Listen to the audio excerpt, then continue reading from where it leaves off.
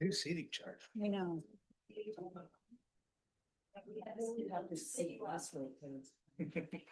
Yeah, I know.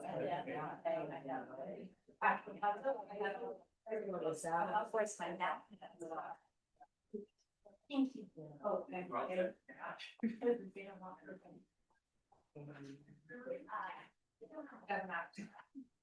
okay, we're just waiting for one more director, but I think we can go ahead and call the meeting to order and she'll make it in time for her name to be called. So I'd like to call to order the meeting of the Sonoma County Transportation Authority and the Sonoma County Regional Climate Protection Authority. Can we please start with a roll call?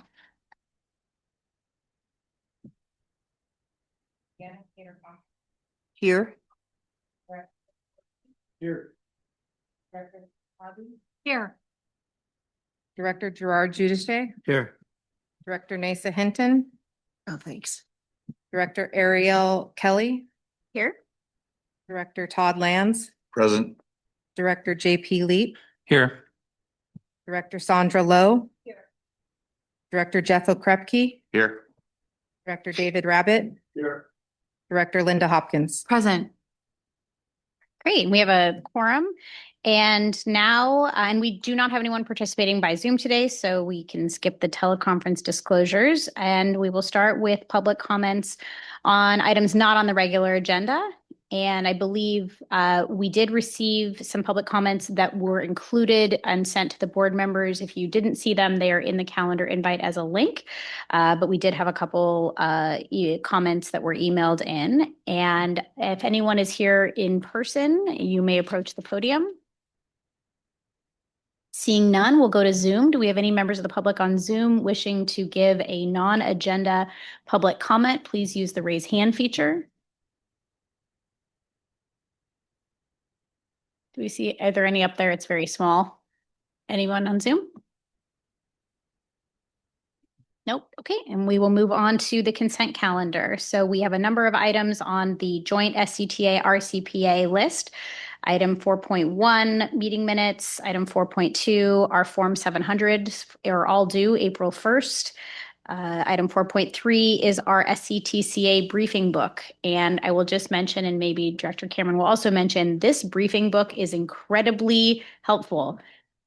Please use it. It has pretty much links to every major project and item before SCTA, RCPA, as well as the alphabet soup of acronyms and agencies that we work with in all of the major plans. So I highly recommend bookmarking that link somewhere in your life. Item 4.4 is our legislative update, and item 4.5 is planning for the commute platform. This is the RFP for our continuation of the Go Sonoma Commutes program. Those are the joint items. Then we also have a number of items on the SCTA, the STIP exchange, cooperative funding agreement for Healdsburg March Avenue, cooperative agreement with City of Petaluma and Caltrans for the 101 Corona Road overcrossing project, resilient state funding for Route 37, Sears Point to Mare Island, Go Sonoma cooperative funding agreement for our City of Sonoma citywide bicycle and pedestrian improvements project. And then, oh, that's our regular. So those are our items. We don't have any separate RCPA items on the consent calendar. Any members of the public wishing to comment on the consent calendar, please approach the podium. Seeing none, anybody on Zoom? Any comments, abstentions, anything on consent for the board? I'll take a motion. Make the motion. We have a motion by Director Cater Thompson and a second by Director Harvey. All those in favor of approving the consent calendar? Aye. Any opposed? Motion carries. Great. And now we're on to the joint items regular calendar, item 5.1. Did I skip over, Director Cameron? Did I skip over your report, or it's not on here? No. It's at the end during exec committee. Perfect. Okay. So we will start with Chris Barney, item 5.1, our draft comprehensive transportation plan. Yeah. Good afternoon, everyone. Chair Kelly and directors, happy to be here today to provide an update on our draft comprehensive transportation plan, or CTP for short. The tagline for the plan is Sonoma Moves 2050. We've been working on it for the last year and a half to 2 years. So happy to be to this point. We do have a draft released, which we released in January. So excited to provide an update today. So it looks like we're getting going here. Yeah, we're up. We just. Yeah, or go into view mode, Don. Yeah, we need to go into presentation mode.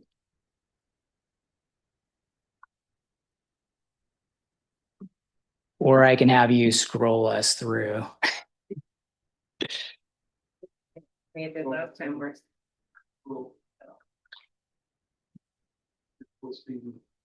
Yeah. There we go. All right. Let me get back on track here. So I'd like to start out with what our comprehensive transportation plan is. It's a high-level guiding document that helps guide future funding and long-term planning decisions, identifies priority projects, policies, and programs, and lays out a shared vision for where we'd like our transportation system to go in the future and how we'd like to get there. So there's also a ton of reference material in the plan, including information on key trends, demographics, and transportation data across Sonoma County that your staff here at SCTCA uses on a regular basis, but also local staff on your planning and engineering teams that the local agencies use on their projects. So do want to note a few things about the plan. County plans like our CTP feed projects and information into the regional transportation plan or Plan Bay Area in the region. And this current CTP will inform the next regional plan, which is tentatively named Plan Bay Area 2060. So that's coming up in the future. We're also required to have an updated policy and planning document to guide our transportation programming and funding, and the CTP meets that requirement. So we're covered there. So we update the CTP every 4 to 5 years to make sure it's still relevant and reflects the priorities and goals of you as a board of directors and local jurisdictions. And we build on the lessons learned we acquire from putting together previous plans as part of each update cycle and incorporate recent public input, new data, and look at new and evolving trends each time we do this. So this update was largely technical, and we focused on refreshing the CTP project list, our outreach, and considering changing travel trends. So just to look back at our update schedule, we kicked off the plan update in July of 2024 and reviewed the CTP vision and goals and our update schedule with you in September of that same year. We reported out on major outreach themes and provided a report card or progress report that really looked at metrics and looked at how we've been doing since our last CTP in December of 2024. We updated the CTP list of projects in 2025. So we spent a lot of time on that with your staff to update all of those projects in the plan and brought draft and final projects to you in the spring and summer of 25. And then Ross reported out on our public engagement at the end of last year. So that brings us up to this point with the draft plan compiled and out for public comment. So these are the things we focused on as part of this plan update. We refreshed our public outreach. We evaluated progress we're making in reaching our goals as part of that report card. We updated our performance analysis for the CTP. We updated the plan reference sections and the CTP project list. And one thing we'll be doing later this year is looking at short-term implementation. So the scope of the plan goes out to 2050, but we'd like to look at what we can do in the next 5 to 10 years. So we'll be doing that later this year. So moving on to the vision and goals of the plan. So the plan vision really looks at connections between people and places and where they want to go. So everyone wants to go somewhere. They need to go to work, take kids to school, visit friends. So that's very important, a key piece of our vision. And we want to do that while we transition our transportation system to zero emissions by 2050. So there are 3 guiding principles we've identified to help us get there along the way, including safety, equity, and quality of life. So moving on to the goals, which provide a path to get to that vision, but also provide a way to measure progress. We've identified 4 goals over the course of the plan, and it's really focused on making our transportation system, number 1, connected and reliable. So really emphasizing the connections between people and where they want to go, but making sure the transportation system is also seamless, affordable, and dependable. Second, very important that it's safe and well maintained. We have a huge asset in our transportation system. Want to make sure that continues to be an asset for us in the future and that people can use it safely.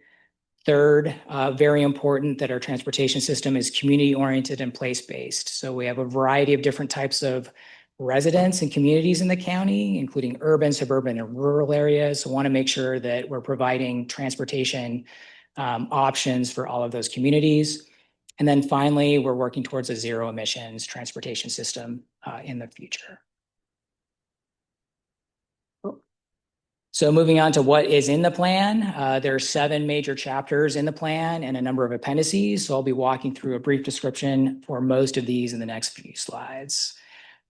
So starting with outreach, our outreach really builds on past CTP work, surveys, and outreach conducted as part of other planning and outreach efforts that have been happening in the last little while. So I think a lot of us have been hearing a lot about outreach or survey fatigue, and we're out in the community talking to people about our projects and transportation priorities. We often hear that people have told us what they think already, right? So we want to make sure that we're incorporating that feedback that people have already given, that people are feeling heard, and that we're being efficient and effective with our outreach. So in order to do that, we've taken a 3-part approach to outreach for this plan. Ross reported out a little bit on this in December, but there were 3 different tracks. So the first of which was really digging into those current and recent planning documents and identifying major themes that keep coming up in those.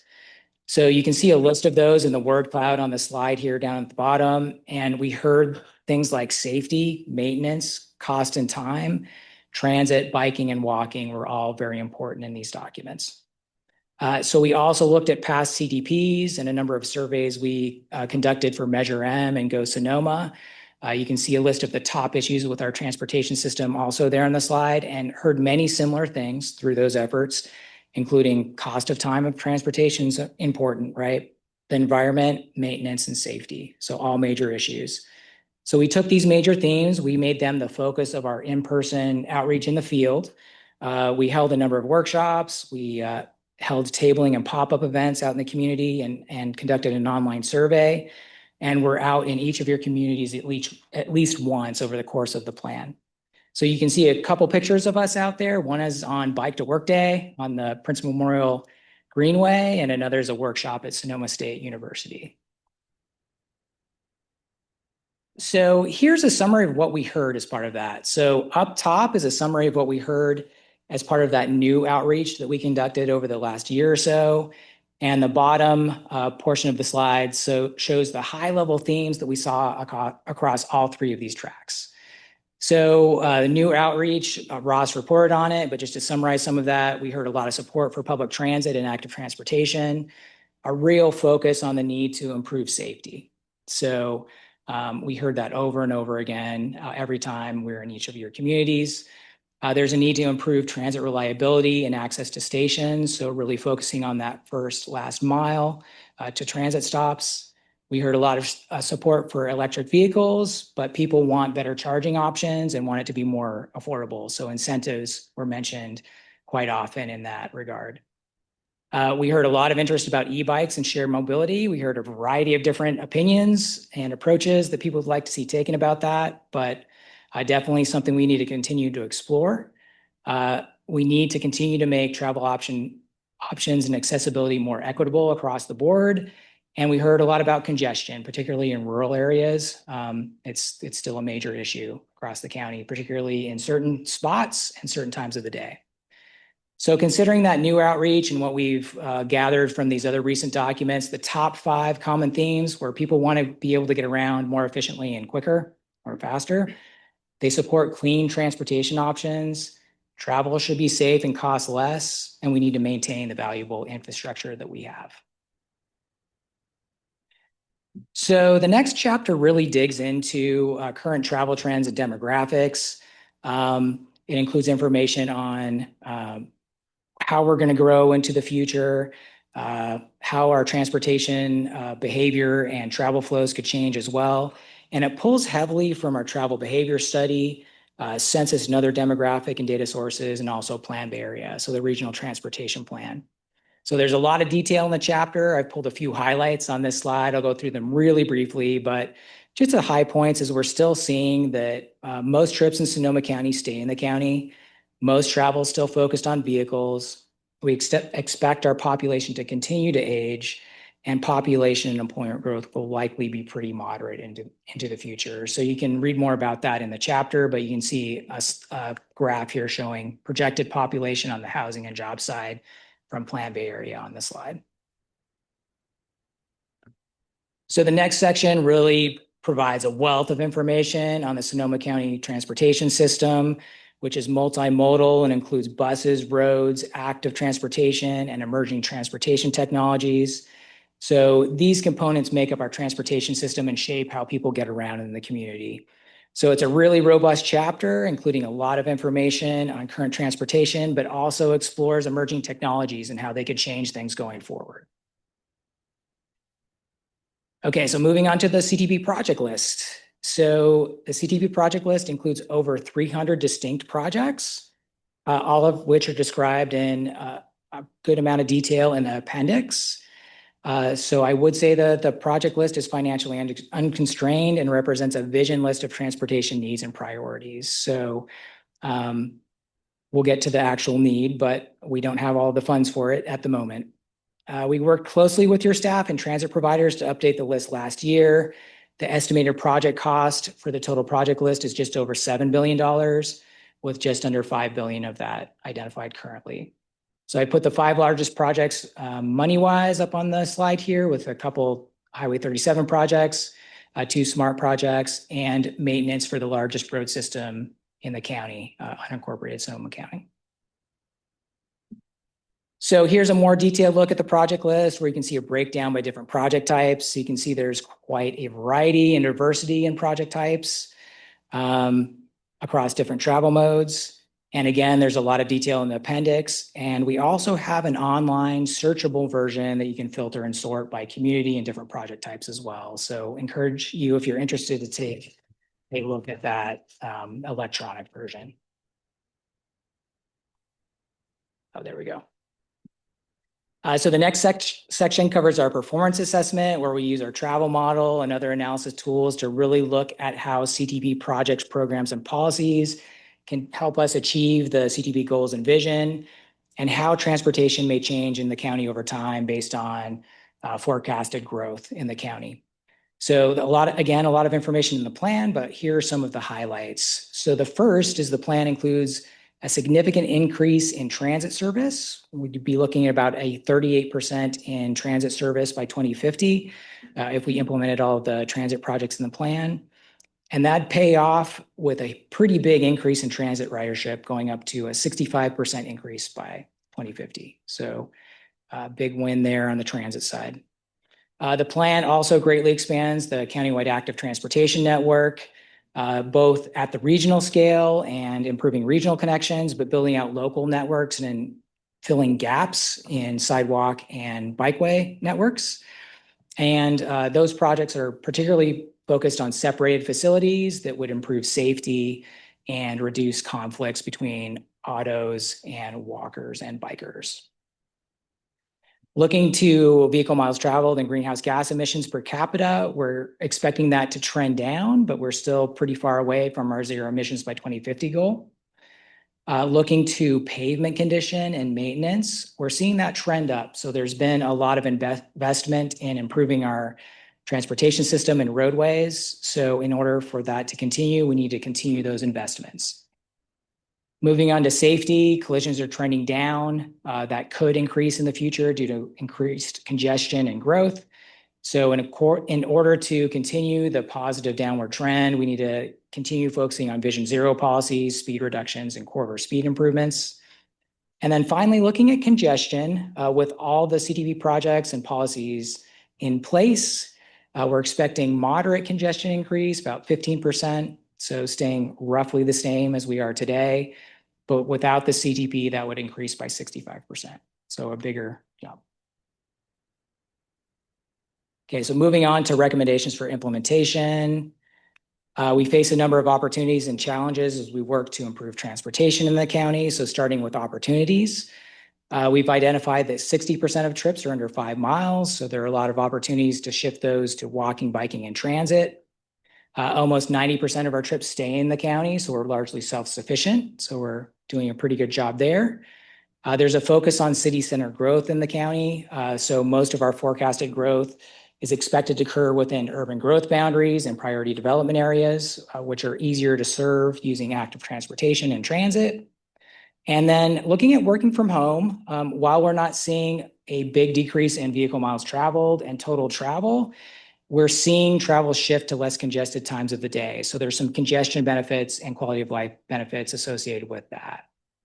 And then there are a number of emerging technologies that could help us meet our goals and make progress in the future if we do those mindfully and thoughtfully.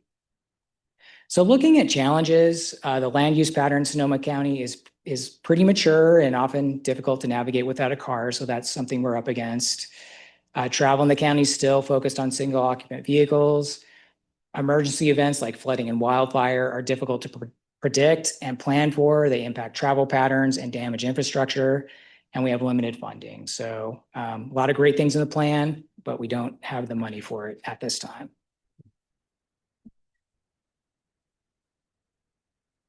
So considering these challenges and opportunities, the results of engagement and our performance assessment, here's a high-level list of recommendations for implementing the plan. One is to get additional funding and resources to implement those great projects in the plan. We need to continue to focus on equity and improve transportation affordability and prioritize equitable access. We need to continue to emphasize city center growth. We have a great strategic travel demand management plan that'll help us implement trip reduction strategies once we start digging into that. We can work to shift short trips from automobiles to transit and other modes. We can continue to make our existing system more efficient and make sure it's well maintained. Lots of opportunities to improve our average fuel economy, either through electrification, hybrids, or using or shifting to more efficient vehicles or modes. We can shift freight to rail where appropriate. Again, we can thoughtfully implement transportation technologies like automation, freight delivery improvements, remote work, things like that. And then finally, we really want to look at the near term, so what we can do in the next 5 to 10 years. Okay, so moving on to next steps, we'll be gathering public comments on the draft through March 23rd, and then using these comments to revise the draft CTP into a final CTP. We're hoping to bring that back to you in May, depending on the number of comments we're receiving. We'll also be developing the short-term implementation plan this summer and fall, incorporating priority projects from the SCTCA funding program cycle 2, which will again focus on what we can do in the next 5 to 10 years. And then finally, we update the plan every 4 to 5 years. So we'll be kicking off the next CTP update 2028 around then. And as part of the next update, we'd recommend revisiting the plan vision and goals to make sure they're still current with your priorities. So with that, the full draft plan and searchable project list are available online at this link. It's also in the staff report. And with that, I'll turn it back over to you, Madam Chair. Thank you and appreciate the presentation. It feels like we were doing this 5 years ago and within the blink of an eye, we're back at it again. So appreciate the presentation. I'll open it up for questions or comments from my fellow board members at this time, and then we'll go to public comment. Go ahead, Director Harvey.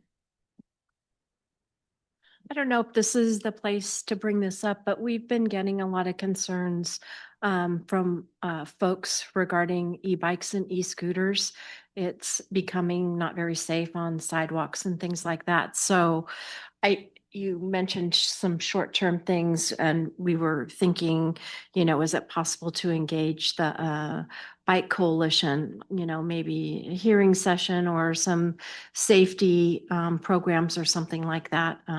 Because it seems like people are running amok with some of those. And it really, we had an elderly woman get knocked over the other day by some kids on an e-bike that probably shouldn't have even been riding it. But so anyways, I don't know where that fits in, but it seemed like it's part of this safety feature.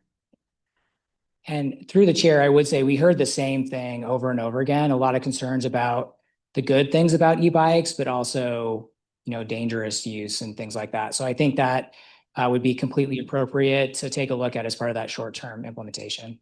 Thank you. Great. Dr. Hopkins? Thank you. And my question was actually similar, which was actually about traffic calming for vehicles.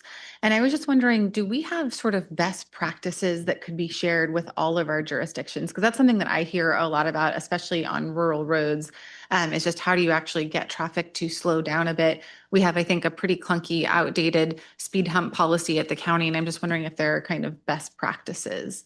Feels like it fits in with that Vision Zero safety mode shift conversation, but just trying to get cars to, slow down a bit and actually go the speed limit. Yeah, through the chair, we can definitely look into the resources and provide those as links and resources in the plan. That would be wonderful. Thank you so much. Director Cater Thompson, did you have a question? Okay, Dr. Lowe?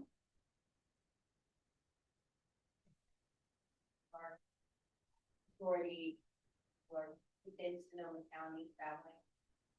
How does that compare to people on Highway 37, for example? So we have looked at Highway 37 in the past. I don't have the exact statistic at my fingertips right now, but the majority of people using Highway 37 are passing through. There is some component of that are Sonoma County residents, but we can definitely look at that information and get that to you and highlight it in the plan. It seems to me. I think you have to hold the button down for a few seconds until it turns green. Sorry, mine wasn't working last meeting either. It just seems to me that finding out where it's working now, I think, where people live that are using Highway 37 would be critical to planning. I mean, I think this is in relationship to housing for sure, and people and where employment is and where people can afford to live. But I think it would be important to kind of look at that separately, because that's just such a, it's the most expensive thing on the plate and should be. But I think unless we really get a sense of where people are coming from, we're not going to be able to really deal with it and provide any kind of alternatives. So anyway, that's my comment. Thank you. Did you want to respond to that? I know Director Rabbit has something to say as well. Yeah, I would just briefly say there are a lot of resources associated with that in the Highway 37 corridor. So we'll make sure to compile those and reference them in the plan as well. Yeah. Director Rabbit? There's an extensive origin and destination survey that was conducted. It may be a little bit out of date, but it was within the last 5 years or so. Yeah. So yeah, there's a lot of information regarding that. Dr. Harvey? I just would like to piggyback on Supervisor Hopkins' concern. We have a lot of areas where rural meets urban. And what we're finding is things like in the county, the speed limit will be 35. And then all of a sudden we hit residential and it's 25. And we get a lot of constituents that are complaining. And when you go drive, you can see what the problem is. They still think that they're, in an area. So I think those best practices would help, and maybe more coordination between the cities and the county to kind of, when we're getting into more urban areas, that we address those speed limits. Thank you. Any other comments before we go to public comment? Oh, Director Cater Thompson. Everything that I've heard, I'm hearing in my own city, and it seems like we're all going in the same direction. It would be great to do some coordination, whether it's looking at municipal codes for the e-bikes, the traffic calming, and the ones that have really worked. But this is more in the city, but I understand the integration between the county and the cities. And, we're dealing with reducing speeds, and there's a way of, by 5 miles in certain areas. And so I think it's kind of a universal problem that would be great to have more of a workshop and conversation on. Great. Thank you and Director Rabbit. I will just say, this is something we're working on, for instance, the highway, the old Redwood Highway corridor. The rules for speed limits are dramatically different for unincorporated versus incorporated cities and counties. And we've been trying to lower the speed limit. It has to do with residential density. It has to do with, commercial establishments and the density of that. Certainly the 85th percentile. What was the SB 43 some years back? That SB 43. it did not give the tools that people thought it was going to give in order to reduce speed limits. And the only other thing I would add too is I'm all for looking at best practices. I'm not sure if they exist because I've been around long enough to see the cycle. The Golden Gate Bridge has very narrow lanes. Narrow lanes slow traffic. It also means that there are incredible amount of side swipes and accidents that occur. We have the same thing on Old Redwood where we're trying to do different things. Sometimes you're making it unsafe rather than slower. So there's a fine line in there to make sure we do the research properly to get whatever it is that we're installing to work. Thank you. And just want to echo those comments. I think what we have here, and I think some of the benefit of having the county and all the cities represented in this room is that we know we have a lot of similarities, a lot of similar challenges. We also know that we have some experts on our team that could probably advance some of these policy solutions, and we can use this as an avenue to do it and share those resources. So thank you. And yes, go ahead, Vice Chair Corsi. Just along that same line, and going back to e-bikes, I think that there's an educational component that is necessary to this, and also a data component. First of all, e-bikes are not all the same. They're very different classes of e-bikes, and a lot of what we see on the streets now that is surfacing as problematic are more e-scooters or e-motos. But in Marin, their first problem that they needed to overcome was data. And if your police departments or our sheriff's department, if our coroner isn't keeping data on accidents involving any type of e-bike, we should all encourage our local departments to do that in order to make any case that we want to make down the road. Thank you. And a sobering point, but an important one at that. We know the dangers associated, especially when people aren't wearing helmets. And I think the more we can collect that data, the better off we'll be when trying to do some of these policy solutions down the road. So thank you. Okay, so with that, we'll go to public comment. We'll start with anyone in the room wishing to make public comment, and then we'll head over to Zoom. Please approach the podium. Seeing none, we'll head over to Zoom. Please use the raise hand feature. Anyone wishing to make public comment on Zoom? Seeing none, we'll go. Oh, one hand just went up. Eris Weaver from the Bicycle Coalition. Go ahead, Eris. Hi, I'm sorry I came in late. What agenda item are you on? Comprehensive Transportation Plan. Okay, then I will put my hand back down. Sorry, item 5.1, item 5.1 to be clear. And I don't see any other hands raised, so we will go ahead and close public comment. And any final comments on this before we move on? Okay, thank you very much. Appreciate it. Yep. Item 5.2, which is our MTC ABAG Transit-Oriented Communities or TOC policy report. And Chris Barney again. Yeah, I'll give a quick intro for Dave Otten, Director of Planning with Bay Area Metro. He's going to provide an update on the TOC policy or Transit-Oriented Communities policy today. So just a really brief background on what it is. It's intended to implement Plan Bay Area 2050 plus strategies that really focus on increasing housing and commercial densities and encourage a diverse mix of housing types in areas served by fixed use transit service. So in Sonoma County, that applies to the half-mile area around SMART station areas in Sonoma County. The Metropolitan Transportation Commission considered how the TOC policy will be implemented through the One Bay Area 4 grant program at the end of February at their commission meeting. So with that, I'll go ahead and turn things over to Dave Otten for the report.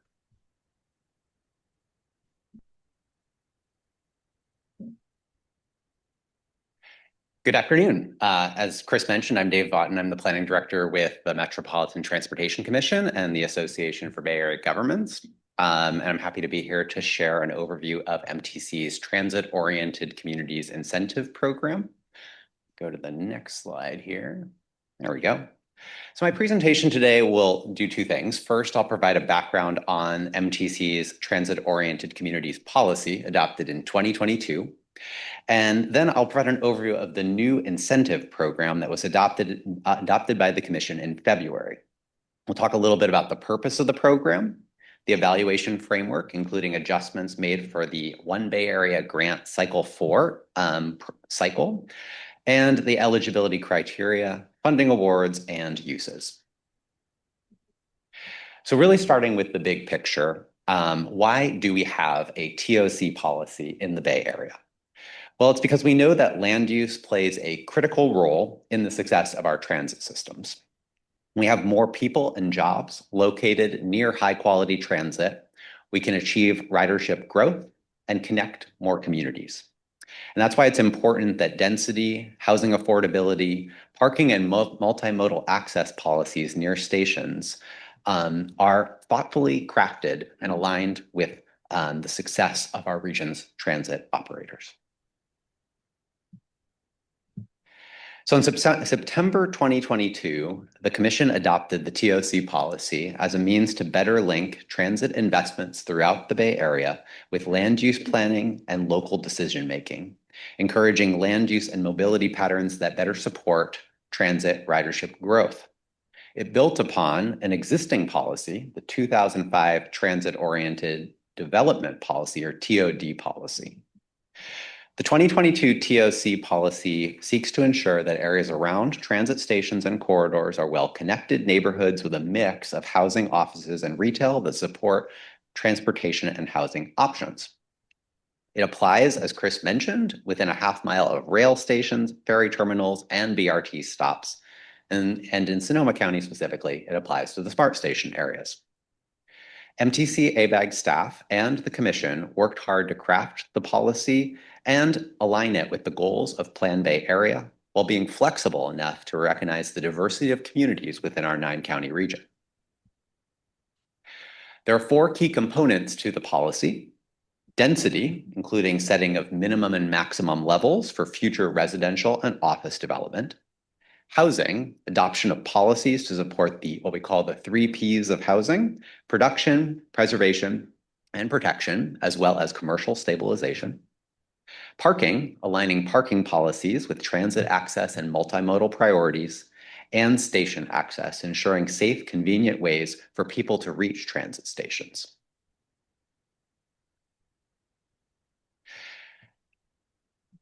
In 2025 and 2026, we've been working on an incentive program to link the policy to real-world implementation. When the policy was adopted in 2022, MTC committed to consider prioritizing investments in areas subject to and consistent with the TOC policy in future One Bay Area grant cycles, starting in 2026 with Cycle 4. Over the past year, our staff have worked closely with our commissioners, county transportation agencies, local jurisdictions, and other stakeholders to consider how to best factor jurisdiction progress on the TOC policy into OBAG Cycle 4. And on January 28th, the Commission approved the OBAG Cycle 4 funding framework. It included a $45 million allocation to the TOC incentive program. With the exception of the TOC incentive program, there are no requirements for TOC consistency for any other OBAG 4 program, either on the regional or county side. The OBAG Cycle 4 framework also included $5 million as a North Bay set-aside that would be distributed through the county program, recognizing the unique transportation needs of rural communities with fewer or no TOC areas. Jumping back to the $45 million incentive program, it really has 4 goals: to advance our regional climate, housing, and equity goals by focusing growth near transit, incentivizing adoption of TOC consistent policies that support housing and transit ridership, aligning discretionary regional transportation funding with local commitments, and targeting limited funds to jurisdictions that are delivering meaningful TOC outcomes. So how did TOC shift from a policy to an incentive program? As mentioned, the policy was adopted in 2022 by the Commission, and our staff had over 300 meetings with stakeholders throughout the Bay Area, mostly with local jurisdiction staff. Early on, these meetings focused on gathering input on the administrative guidance, but we've also provided technical assistance, including grant funds, to assist jurisdictions in meeting TOC standards. What we learned from these conversations was really informed the evaluation framework and the approach for linking local progress on TOC consistency to OBAG funding. One key theme that emerged in those conversations was the desire for a fully incentive-based program that rewards completed policies while preserving jurisdictions' access to all other OBAG funds. In spring 2025, we shared a draft TOC evaluation framework to assess jurisdictions' progress for meeting the TOC policy standards. It's designed to be transparent and consistent, allowing jurisdictions to track their progress over time. The evaluation framework takes those 4 components of the original policy, density, housing, parking, and station access, and allocates an equal 25 points for each, for a total possible score of 100. Each of the 4 components includes multiple standards with specific weights and point values within that framework. In fall 2025, we integrated some refinements to the initial draft framework, really to be responsive to what we heard from jurisdictions, provide greater clarity and flexibility. Some examples of this include decreasing the points for office intensity given post-pandemic realities, allowing a wider variety of funding sources to fulfill housing policy requirements, decreasing points for vehicle parking maximums given market challenges, and increasing points for things like shared and unbundled parking policies and access gap analyses and the broader set of transportation modes. The Commission also adopted several adjustments to the evaluation framework that apply for OBAG 4. First, we've given an extension of 18 months to July 1st, 2027 for jurisdictions to submit materials demonstrating consistency with the policy, which would then make them eligible for an incentive payment. Second, given this extension and the fully incentive-based approach for the program, we are not proposing any credit for work in progress as of that time. Third, TOCs that are subject to SB 79 will receive full credit for the TOC maximum allowable density standard. Of course, SB 79 only applies in 4 of the Bay Area counties. Lastly, jurisdictions can receive credit for 1 housing protection policy based on participation in an eligible countywide program. For reference, the TOC policy calls for jurisdictions to adopt 2 housing protection policies from a menu totaling 11 different options. This is important because we want to make sure that existing residents benefit from transit-oriented growth and are not displaced to less transit-accessible areas, which could increase greenhouse gas emissions. Protection policies are worth up to 8 of the 100 total points, and we want to underscore that none of the policy options in that menu is given preference over one another. They are all assessed equally. This modification of allowing credit for participating in a countywide housing protection program gives jurisdictions additional flexibility. So who qualifies for the TOC incentive program? Jurisdictions must achieve a score of 85 out of the total 100 points to be eligible. A clear, relatively high threshold aligns with the fully incentive-based approach for the program and rewards meaningful progress towards TOC and Plan Bay Area 2050 plus goals. As a reminder, jurisdictions that have a score lower than 85, as well as non-TOC jurisdictions, remain eligible for all other OBAG county and regional funds. Our team estimates that there are roughly 10 to 15 jurisdictions of varying sizes distributed throughout the region that are on track to receive money at this threshold. For those jurisdictions that do have a score of 85 or above as of July 2027, they would be awarded an incentive payment that would be very flexible, eligible for any use under the existing OBAG 4 county program. This could include planning or capital projects for local roads, transit, or active transportation. The program funds would be distributed through a performance-based program for those qualifying jurisdictions. For formula factors, jurisdictions with more TOCs and larger populations would be eligible for larger awards, reflecting the increased effort, expense, and impact to achieve progress at that scale. There would also be a minimum amount by size tier to make sure we have a meaningful incentive for all jurisdictions, and maximum awards by size tier to make sure those benefits are distributed broadly. As you can see here, the grants are really scaled based on size, and for reference, several jurisdictions in Sonoma County would fall in that medium-sized tier, including Santa Rosa, the county itself, Petaluma, and Rohnert Park, as well as there are several TOC jurisdictions that fall in the small category, including Cotati, Windsor, Healdsburg, and Cloverdale. The Commission could refine the approach in late 2027 if the scores differ considerably from our current estimates. But right now, the threshold of 85, we do anticipate that we'll have a good number of jurisdictions that fall within that threshold.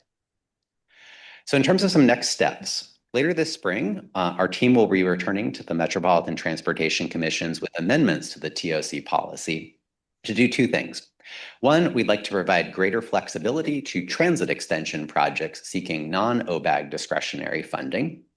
And two, we'd like to clarify that the Commission will further consider the evolving role of the TOC policy at the start of the next OBAG cycle, Cycle 5. We'll also be revising the administrative guidance used to advance the policy and its incentive program to align with the Commission action earlier this winter. Over the next year, we will be providing ongoing technical assistance to jurisdictions, including many jurisdictions that have received TOC grants, in order to maximize the number of jurisdictions that are ready to qualify by the July 1st deadline. Following that submission deadline, here are some of the other key milestones to be aware of.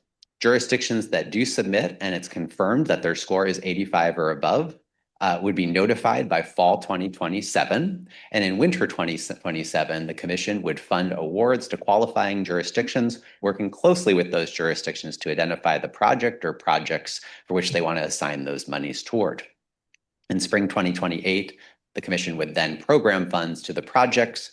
We will also continue working with jurisdictions to provide technical assistance beyond the 2027 deadline, both through future rounds of TOC grants and other direct technical assistance to support further progress in advance of future OBAG cycles.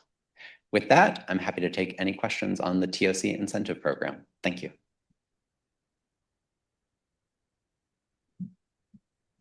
Okay, well, seeing no questions, it was very straight. I'm just kidding. I got questions. Just teasing. Vice Chair Corsi, take it away. I have a very basic question here. At various times in the presentation, I was thinking this was to incentivize housing and to incentivize infrastructure. Is it one or both or any? Yeah. So these One Bay Area grant funds are transportation monies. They are funded, the incentive monies would need to fund transportation projects designed to support transit-oriented growth. But they're designed as an incentive to advance policies related to zoning and housing and all the things I talked about. So the incentives would be helping to fund projects in your communities. Thank you. Director Okrepke.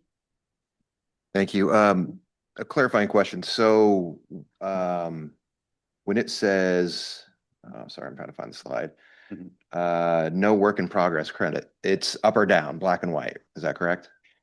Well, there's a little more nuance to it. What I would say is in terms of work in progress, the Commission action did not include credit for work in progress because an 18-month extension was provided. So we're providing 18 more months to complete a policy to get those things across the finish line instead of looking at where, work in progress today. The flexibility in the policy comes from the partial credit. So what I didn't talk about today is if a jurisdiction has implemented a policy, but maybe it falls short of TRC standards, they still get partial points for that policy. So there's a lot of ways that the policy has built in flexibility, both in terms of jurisdiction context, jurisdiction size, and whether there's a policy on the books, but maybe it doesn't get to 100%. All those things you get credit in the framework. It's the work and credit aspect was really something that was floated when we were looking at implementing the policy on its original timeframe. It would have gone into effect in January 2026. So we're thinking about work in progress from that angle, but with the extension, it didn't seem appropriate. Okay. Yeah. And then when it says ongoing technical assistance, I mean, presumably that's administrative and not financial, correct? There's actually direct grant funding that's been provided to jurisdictions to implement policies. So we had a round of grants in 2025 that were awarded out. Jurisdictions came in with requests to fund specific, zoning changes or parking policy changes. So we've awarded out all those grants at this time. We are likely to do another round of grants several years from now in advance of the next cycle of OBEG. But yeah, we're providing both, partnership type direct assistance, but we're also providing grants to jurisdictions so they have consultant resources to do the work. I would highly recommend doing another round just because being from Santa Rosa, we do have the infrastructure. It won't be easy, but it's doable with the infrastructure we have. But I think for smaller jurisdictions, being able to get all of this done is going to be costly just to get to a point where they qualify for the incentives. Thank you. And go ahead, Director Harvey. To add on to that, we moved a lot of things around and completed this on time, only to have the goalposts moved out 18 months. So for our community, that's really significant because we had to put off some other priorities to do that. So my question surrounds, so how many communities met the original deadline? And is that why the goalposts were moved? Was because not enough people or communities had met that? So for I'm happy to, you can, if you'd like to add, I can start. What I would say is, obviously there was a lot of debate at the commission over the past year about the program. We did not require jurisdictions to submit their scores to us. We have some preliminary data, so we don't actually know the full answer to your question, but you're right that many jurisdictions were not on track to hit the January 2026 deadline, and needed more time. We also know that we awarded some grants to jurisdictions to do that work, and those grants needed more time to reach completion. They were awarded in 2025, and many of them take a year or two to complete. So this gives people time to leverage those monies. Maybe for the political side, I'll turn to Commissioner Fleming. Thank you, Dave. This was something that was not an easy decision to reach, and the experience of the cities of Sonoma County and North Bay in particular were really helpful in moving the debate around this and even getting the stricter implementation and the timeline that we have.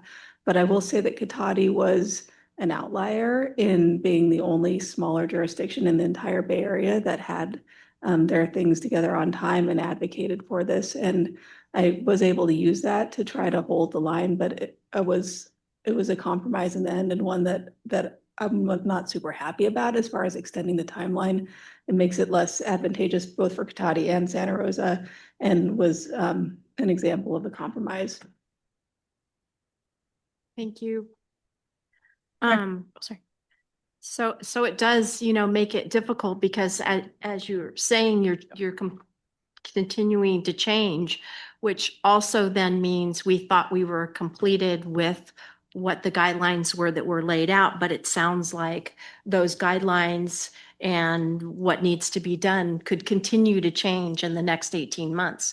And again, for a small city, that's really, really difficult to deal with changing goalposts. It almost makes it, like, why bother? And especially on your one slide, it sounds like in an area, there's only going to be one small community that gets funded on that slide. Is that the way that? If I may clarify, so on any small jurisdiction that achieves a score of 85 or above would be eligible for a grant. So it is not just one per category, anything like that. That's giving people a sense of the magnitude. So every small jurisdiction that has a score of 85 or above will get a grant between $1 and $2 million.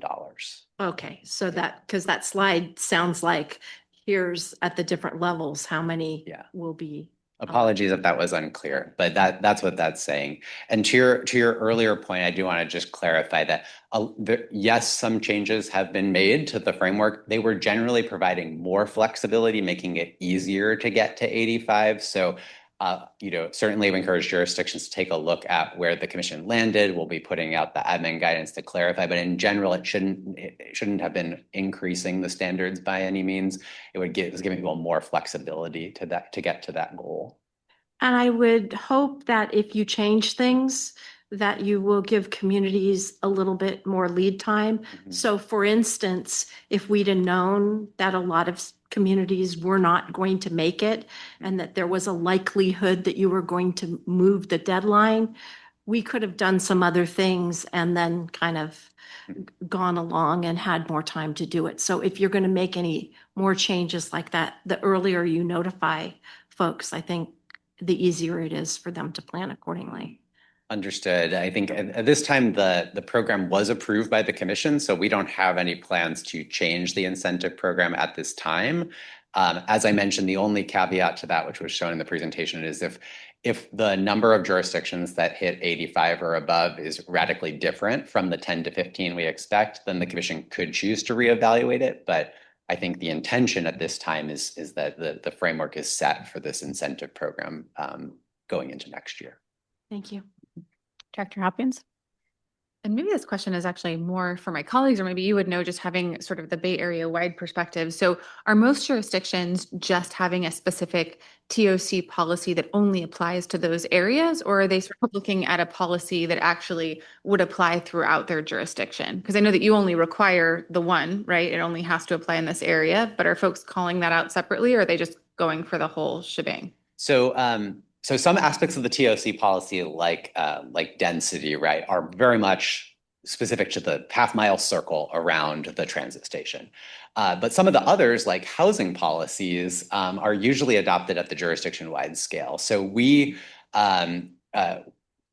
minimum that's established in the TOC policy, that you need to have the housing policy for that TOC, but in many cases, jurisdictions are choosing to implement those policies citywide. Is it both from an administrative perspective, it's easier, as well as they want to make sure those benefits are felt by the broader community. So it does depend on which aspect of TOC that they're focused on. As I said, for those housing policies in general, most people are adopting them jurisdiction-wide. Okay, and I guess I'm thinking from a county perspective, which is very different, right? Because we have a very rural county, so what would work in Guerneville may not work right around a smart station, an unincorporated, more urban area. So they do or don't have to be jurisdiction-wide. They don't have to be jurisdiction-wide. They have to apply at minimum in the TOC area. Okay, great.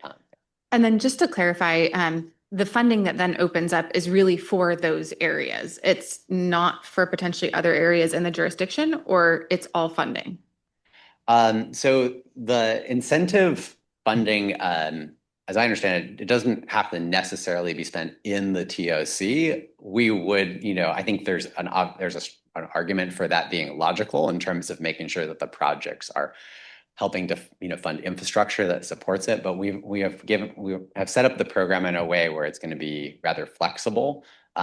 You saw the list of typologies of projects that a jurisdiction fund. We really want it to be a meaningful incentive and carrot. So we've maximized the flexibility. Great. And just to share, one of the challenges that we have is that we have a lot of, residents who don't have direct access to smart stations. So thinking about how do you sort of get folks right into that transit corridor is important, because we just don't have that access to the east or west or north right now in Sonoma County. Thanks. Any other questions?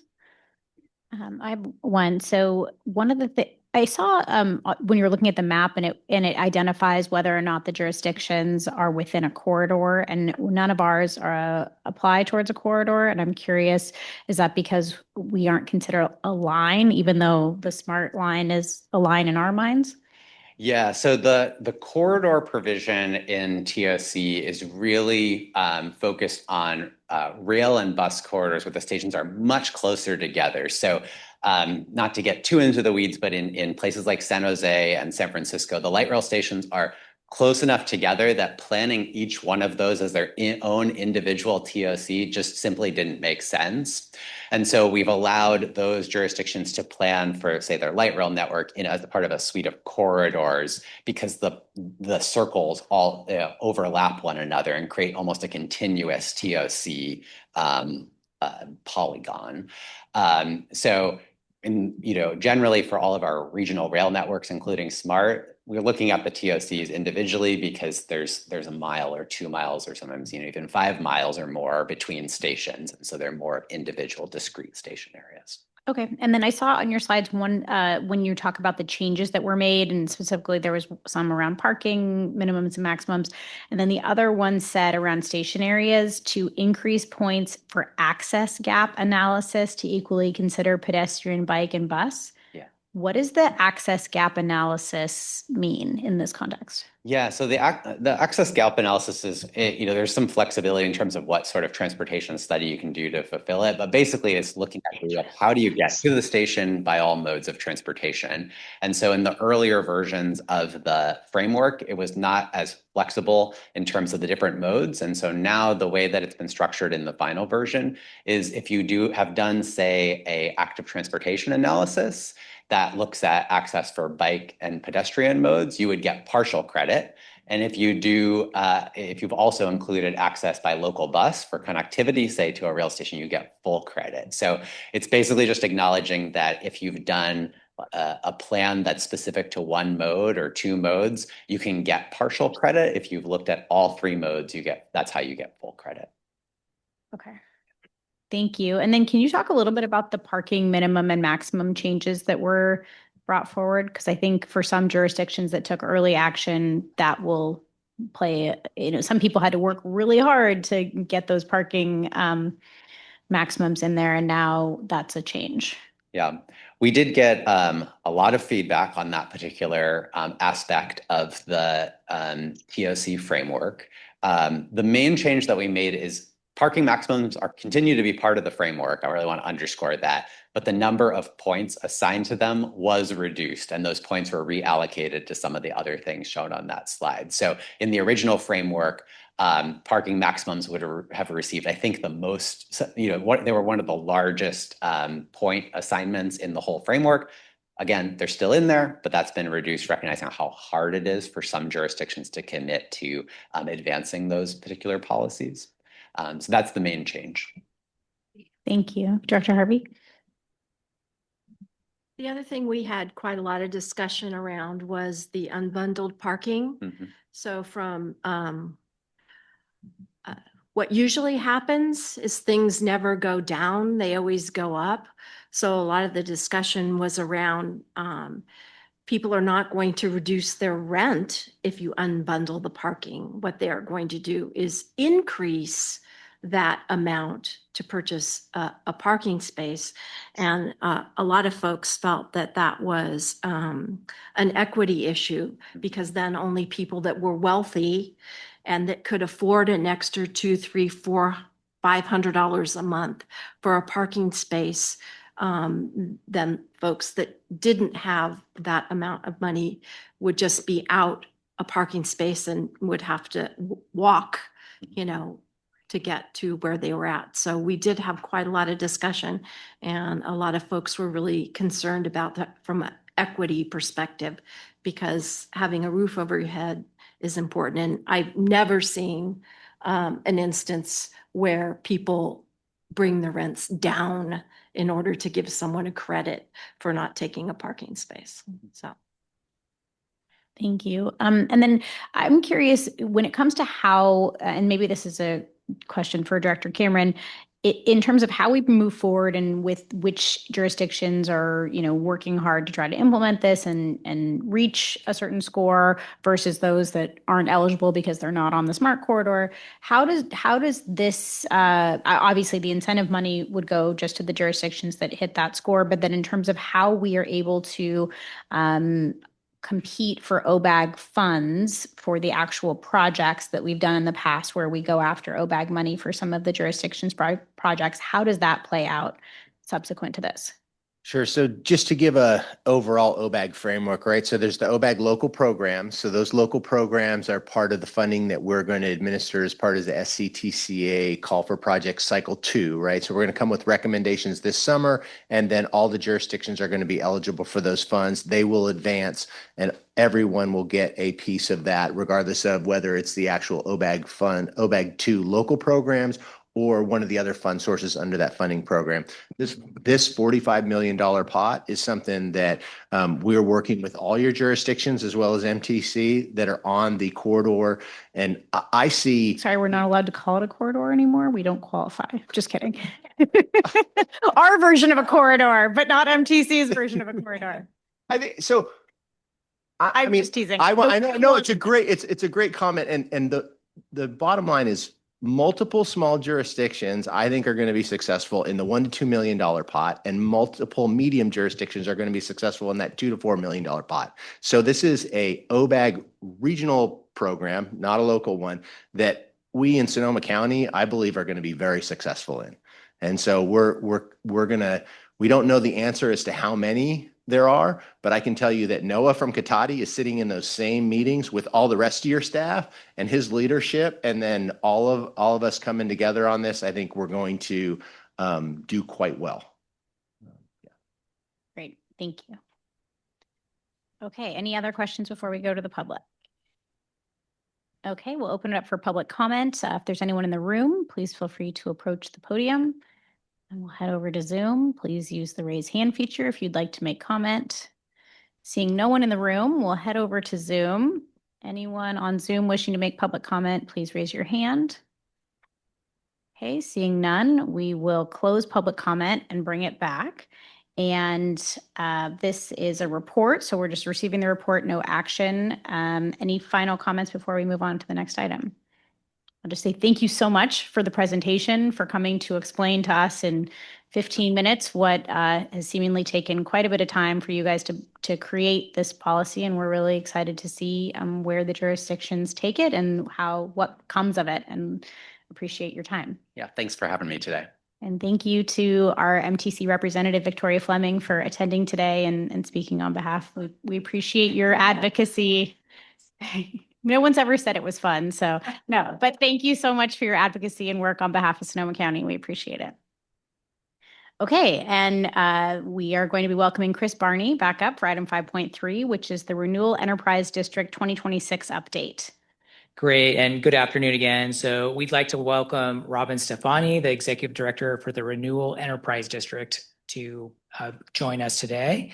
So the Renewal Enterprise District, otherwise known as the RED, was created, which did create a joint powers authority with the founding partners of the City of Santa Rosa and County of Sonoma. So the RED's goal and purpose is to work across jurisdictions and industry to facilitate housing strategies aligned with regional goals for the economy, transportation, and the environment to ensure a resilient future. So happy to have Robin here with us today to provide an update on the RED.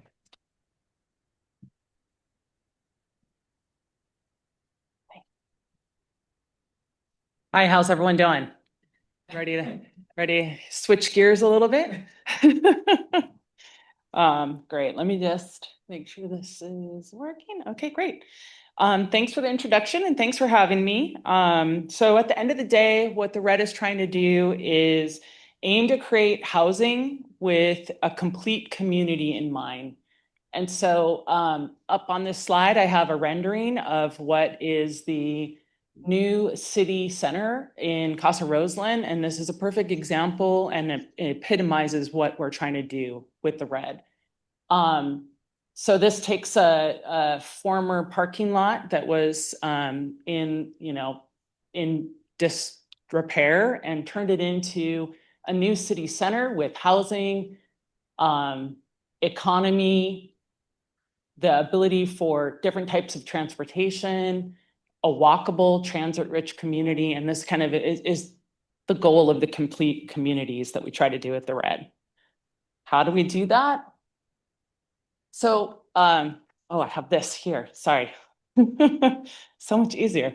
So the red Renewal Enterprise District is a joint powers authority, and we created the Renewal Enterprise District Housing Fund, which we call the Red Housing Fund, and we have successfully launched that Red Housing Fund, and so it is its own independent 501c3 nonprofit, and the Joint Powers Authority has super powers that it can do, but the Red Housing Fund is entirely responsible for administering the loans that the Red Housing Fund has a $22 million loan program that it administers. And so what we're doing is we're kind of bookending the housing development cycle. And so the Red as a joint powers authority is working kind of on the front end of this and setting the table for development through different types of collaborative grants that I'm going to talk about in a second. And then the Red Housing Fund is kind of coming in at the end and providing the gap financing at the end. And I'll go into a little bit more about that in a second. Okay, so the RED, the JPA, establishes the RED project criteria, which establishes the eligibility of a project that would then go to the RED fund for funding. And so in order to meet the project criteria, you have to meet all of these threshold criteria, and then at least one of the evaluation criteria. So the RED JPA has worked collaboratively to kind of set the table. And so the way that we do that is by bringing in some of those early infrastructure dollars. And this table just kind of shows the types of projects, types of funds that we've gone after, that we've worked collaboratively on, and the types of projects that they've helped to kind of spur to the next phase of development, make more competitive so that they can go after additional funding. And then also there's sustainable transit infrastructure, other transit-related amenities and programs that are sometimes rolled into these depending on what the grant is for. So that sets the table, and then the project is going to advance to its entitlements and advance to putting its capital stack together. And that may be different for affordable projects or market rate. And these are the projects that the Red Housing Fund has loaned to, and for a total of 632 new units in the first 6 housing projects here. And then they have 2 additional projects that are in the pipeline, and they have another NOFA coming out, which will be about 5 million. And we should be hearing about that any day. And then they'll have another NOFA in 2027, which is anticipated to be around 7 million. And I should note that the Red Housing Fund has a new executive director, Mark Krug, who many of you may know. And so if you have any specific questions about the fund or the NOFA that's coming out, you can contact me or you can contact Mark, and we'll be happy to connect you or staff up with that. So, really what we're trying to do is have housing as the heart of the work plan, but we're tying into these other policy goals of the community that have to do with transportation, economy, the environment, and social equity. And so this particular project right here, this is a little social and economic benefits report that was done through the Affordable Housing Benefits Map. And I wanted to highlight this because it's a project in Roseland, and it really kind of shows when you build housing of the right type, near jobs, near transportation, in a walkable community, the kind of benefits that get added to that are above and beyond the housing. And what was really kind of striking for me was that when I went to the opening for this particular housing project, there were quite a number of educators that were there. And I started to, talk to them about why they were there. And they said, oh, well, the developer had a contest at our school that provided, that was basically a contest of naming rights to be able to name that particular development. So what we had been calling Acme through the development cycle became Del Corazon. And the student who wrote an essay and won the naming rights got up and she spoke. And there was probably 6 or 7 different various people from the school district, from the school, her family there. And she spoke about how this new development near her school, near the things that she did after school, the Boys and Girls Club, the supermarket, that kind of thing, was a new heart to the community. And it was great to see the educators showing up for this, because I think that it's really important that we are also thinking about how we're interfacing with other benefits in the community, the amenities in our community. So we've heard a lot about transportation and how to move people around. If we're building housing where people want to be and where they want to work and where they want to go to school, then we're really doing a lot to help to create that sense of community and that sense of place. In addition, the cost of transportation for walking in a walkable neighborhood is a lot less. And so, I know that we have limited resources and we're trying to stretch those resources. So the more that we can build housing where people can walk and bike and utilize the different types of non-vehicle transportation, the better are we going to be as a community.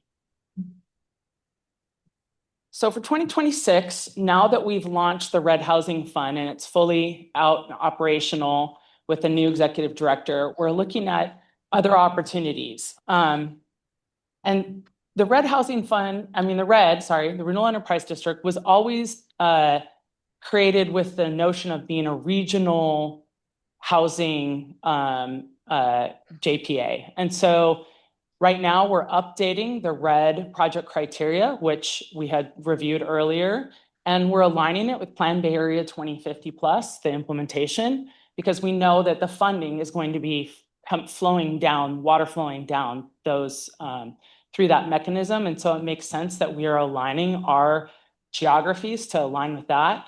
Additionally, we're outreaching to all of the jurisdictions to welcome them, to let them know what we're doing, welcome them to the JPA. And we have very exciting news that we have our first potential letter of interest from Katati to join the JPA. So we're really excited about that. And so what we are hoping to do is to leverage the resources that we're developing here with these emerging funding strategies to be able to help in additional ways beyond just the Red Housing Fund.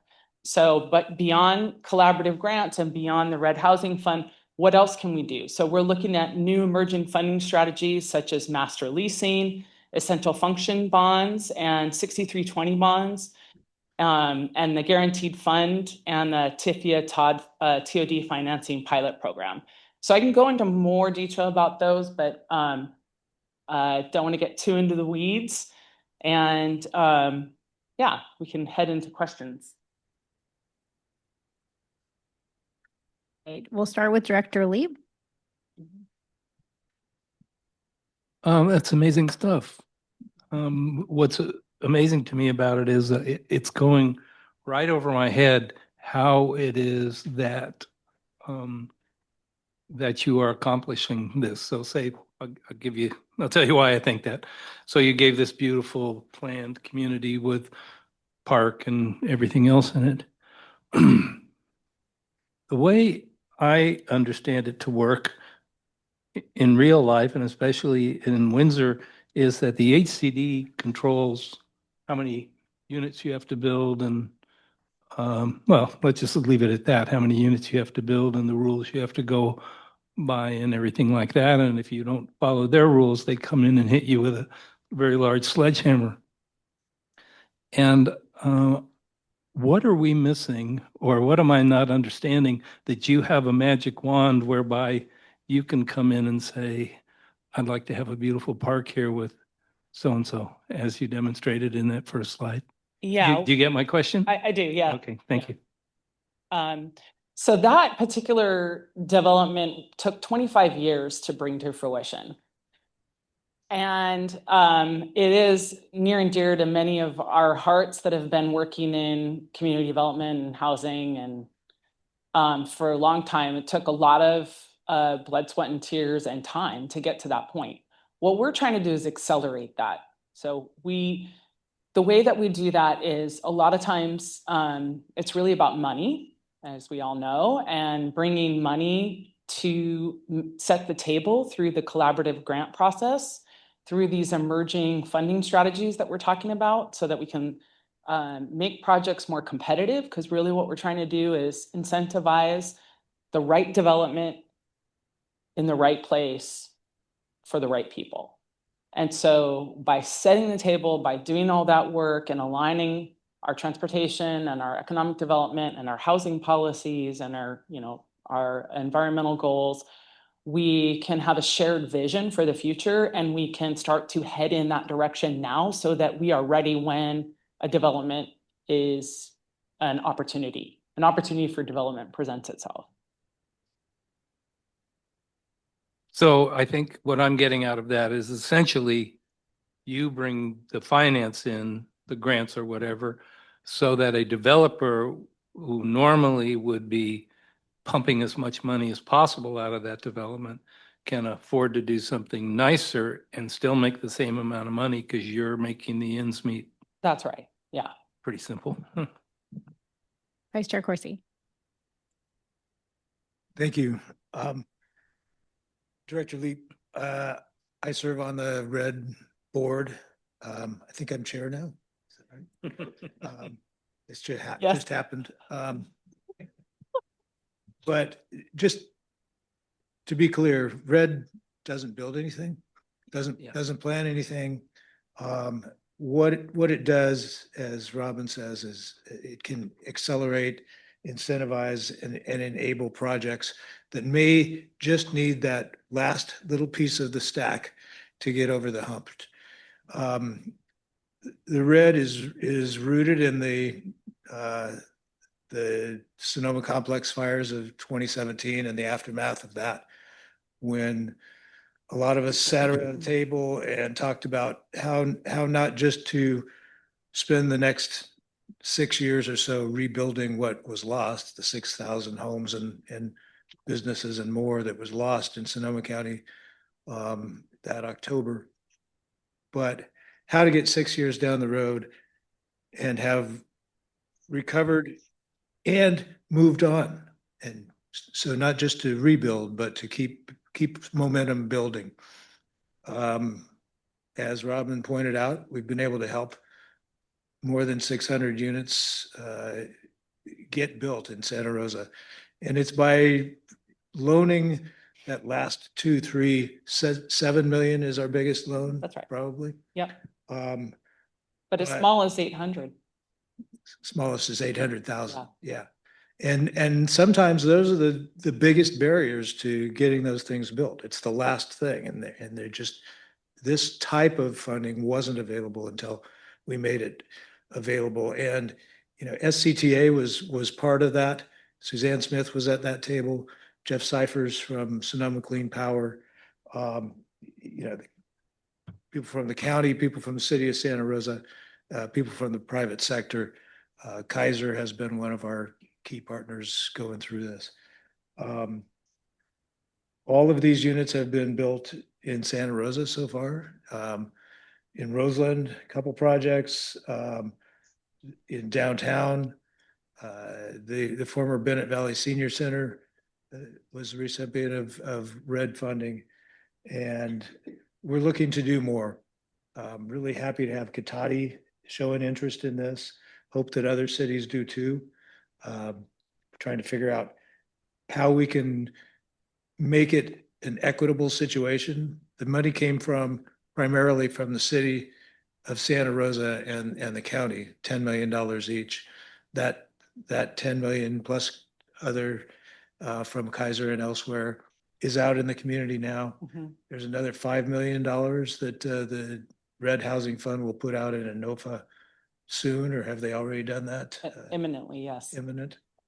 So, this is something that's pretty unique to Sonoma County. It's proven itself to be valuable in creating the housing that we all talk about all the time that's so needed around here. Robin, thank you for your presentation. And I hope all of you encourage your colleagues on your councils and staff to consider becoming partners with us. Great, thank you. Director Cater Thompson. I just want to comment, the Petaluma North Station, we're actually going to be expanding to do a specific plan. And there was the first meeting, and now there's going to be the community participation. And that's going to take probably a year and a half to complete. And so it's a large area and it's right next to the rail station. So I'm looking forward to working with this because I had to watch the funding for other projects and how you had to scramble at the last minute to make it happen. And so this is fantastic. Thank you, Director Rabbit. Yeah, thank you very much. Good to see you, Robin. And I think I was the first director or chair of the RED. It really came out of a conversation post fires, obviously, as my colleague said, but trying to follow the model that we found through MTC in trying to solve the Bay Area's housing crisis of having a New York City has a great housing foundation model that has literally billions of dollars. They actually bought properties back when the Bronx was burning and people were walking away from them smartly to reinvest them later and really reinvest those dollars in a big way. And the RED kind of originated through all those conversations post-fire to really find a place to jumpstart the projects that are out there that just can't get over the finish line. And just reflecting back, how different that is from many years ago, where every time a developer was trying to build something, they were, trying to rip off whomever they were. You pick your poison, but really it was a matter of just, it's so expensive to build something these days to really get it in the ground, but still so beneficial for so many people to have the home. So great job with 800 units and counting. Anyone else before we go to public comment? Okay, we'll open it up to public comment for anyone here in the room. Please feel free to approach the podium. Not seeing anyone join us, we'll go to Zoom. Please use the raise hand feature. And not seeing anyone on Zoom, so we'll bring it back. I know that we do have a similar effort, well, different. We have a community trust that's being formed around housing in Healdsburg, and I told them, don't reinvent the wheel. Please go talk to the RED. So I love to hear that Katati is talking to you all and thinking about joining. And I think especially as we see these like regional housing alignment efforts as it relates to transit and transportation projects, my hope is that housing being the clear, third leg of that stool, that you all can play an important role. And it's my hope that it does go outside of Santa Rosa and that we are going to see some increase in densities and some projects that maybe in years past looking at densities in some of the smaller jurisdictions wouldn't have made sense, but now we're really seeing concentrated growth in some of these communities. So I look forward to hearing where this goes and if other jurisdictions can get involved and how we make that work, given not many jurisdictions have the kind of seed money, and we don't want to have another catastrophic event that will yield future seed money. So figuring out how we can engage in those conversations will be interesting, but really exciting to hear that other cities are looking to get involved. Anybody else? Okay, thank you so much. Thank you. Well, our favorite acronym is back. Mascots. Transit service changes are beginning in a month, which it's like finally here. This is very exciting. We've been talking about this for quite some time. So we'll invite Dana up to let us know where things are headed. All right. Thank you, Madam Chair. Good afternoon.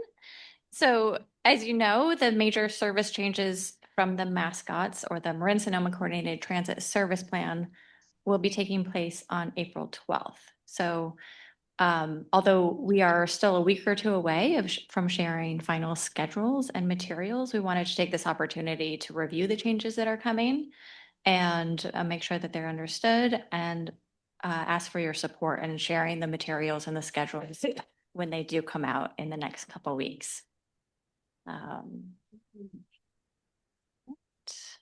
So as a reminder, Mascots is a collaborative partnership to advance the cost effectiveness, ridership recovery, and growth along the Highway 101 corridor in the North Bay.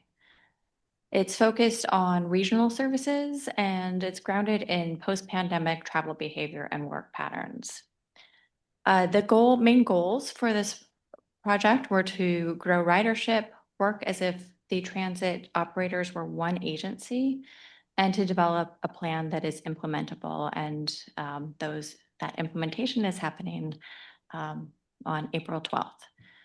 So the final service plan was adopted by the transit agencies that have the most major service changes, Smart, Golden Gate, and Marin Transit in late 2025. So for the Smart and Golden Gate Route 101 corridor, the major changes are that Golden Gate Transit Route 101 service is going to be redistributed from Sonoma County to Marin County where the demand is higher. And Route 101 between Novato and Santa Rosa is being replaced by increased Smart train service. So for Golden Gate Transit Route 101, the frequency will be increased between San Rafael and San Francisco, where that demand is really high, to all-day 30-minute service during the week, and peak periods will be 15-minute frequencies.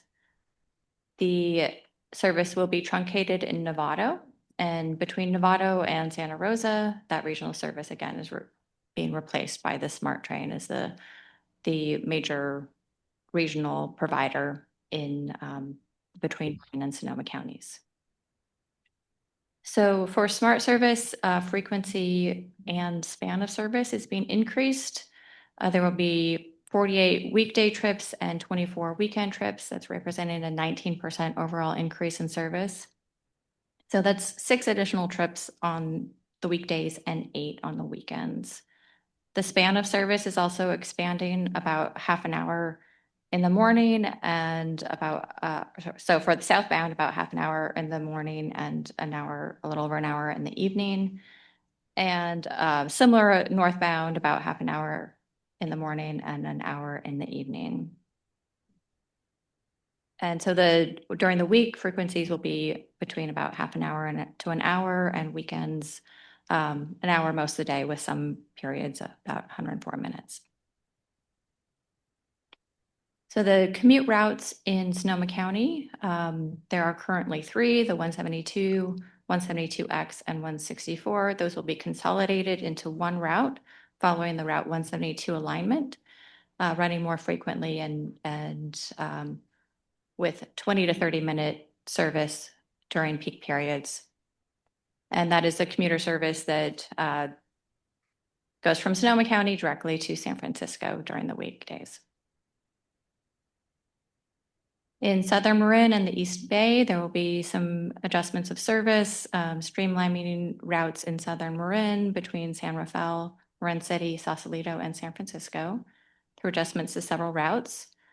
And on Golden Gate Transit Route 580 between San Rafael and the East Bay, there'll be a more direct route.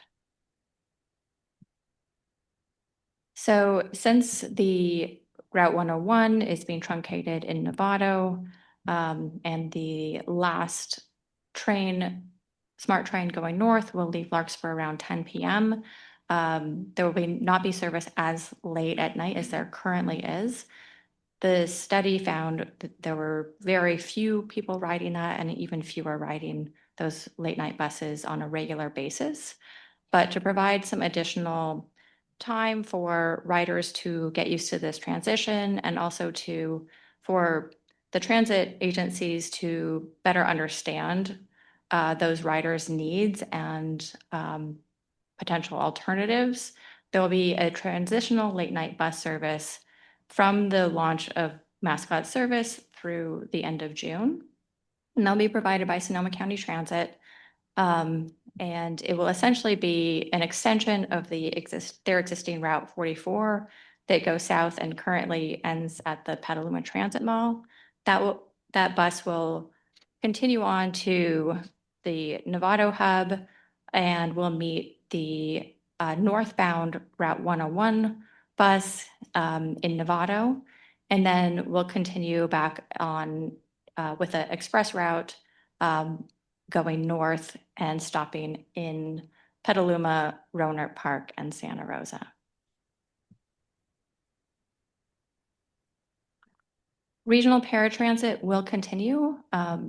With the truncation of the Route 101 in Novato, there's no longer an obligation to provide paratransit service between Sonoma County and Marin County, or Sonoma County and San Francisco, or Sonoma County and the East Bay. But the mascots agencies are committed to maintaining the service. And so that will be continued and continue to be provided by Marin Access. The service areas and the fares will not be changed during the 3-year mascots pilot period. And the hours will align with the Sonoma County paratransit operators. And we will revisit this commitment to deliver and fund the service before the end, well before the end of the 3-year mascots pilot period. So recommendations in the plan for local bus connections to SMART were to improve those connections, really focusing on SMART as the core regional transit provider. And per recommendation in mascots, Sonoma County Transit Route 20 now connects directly with the Santa Rosa Downtown Smart Station. And Santa Rosa City Bus, Sonoma County Transit, and Petaluma Transit are all currently studying opportunities to make stronger and more direct connections to SMART. So as I mentioned earlier, new schedules are being published sometime this month. I'm thinking in the next week or two. Information sheets are currently being finalized, and notifications will be sent through the various channels that the transit operators regularly use and the riders are used to looking at. And the customer service will be ready to support with trip planning. Golden Gate is currently interviewing riders on those 2 last Route 101 trips and trying to get a better sense of, how what those riders' needs are, how frequently they use the service, whether they have different alternatives to the service. And so we will, please do expect those final information materials and final schedules to be coming out from James to you all via email in the next couple of weeks. We would love for your help in distributing the information, making sure that everybody is aware of these changes. The mascotsplan.org website will continue to be available as a resource to for the plan and the bigger concept of all of these changes. While riders will likely continue to just look at their transit agency for schedules and the places they are used to finding that information. And with that, I will turn it back to you, Madam Chair. Great, thank you so much, and very exciting to see these changes coming forward. When you roll out the final schedule and it's being shared with us, are we also going to receive some communications toolkit of things we can be sharing in the right language and pointing to the right links? Yeah, absolutely. In addition to the schedules, there are some kind of one-pager information sheets that are being put together, and those will be a good overview of the changes that are happening. Great, thank you. Director Kidder-Thompson. I would make a suggestion that it goes to the cities, and so maybe on their web pages that we can have a new area that says transit and changes or whatever it would say. Because I've been talking about this, a few times during council comment, and it would be great if I could direct people. So appreciate that. Director Lowe. There any consideration to encourage at least maybe once or twice a day, don't know, a direct line from Sonoma to Petaluma Smart Station? With, because it's a 45-minute bus ride fairly infrequently, but it happens. But, as we all know, it's really about 15 minutes from downtown Sonoma to Petaluma. And since there's we've talked a lot about transit today along the 101 corridor, but the east-west is where things get really jammed up. We talked about Highway 37, et cetera. I think there's a lot of people in Sonoma Valley that would be taking the train if there were a direct bus route to connect.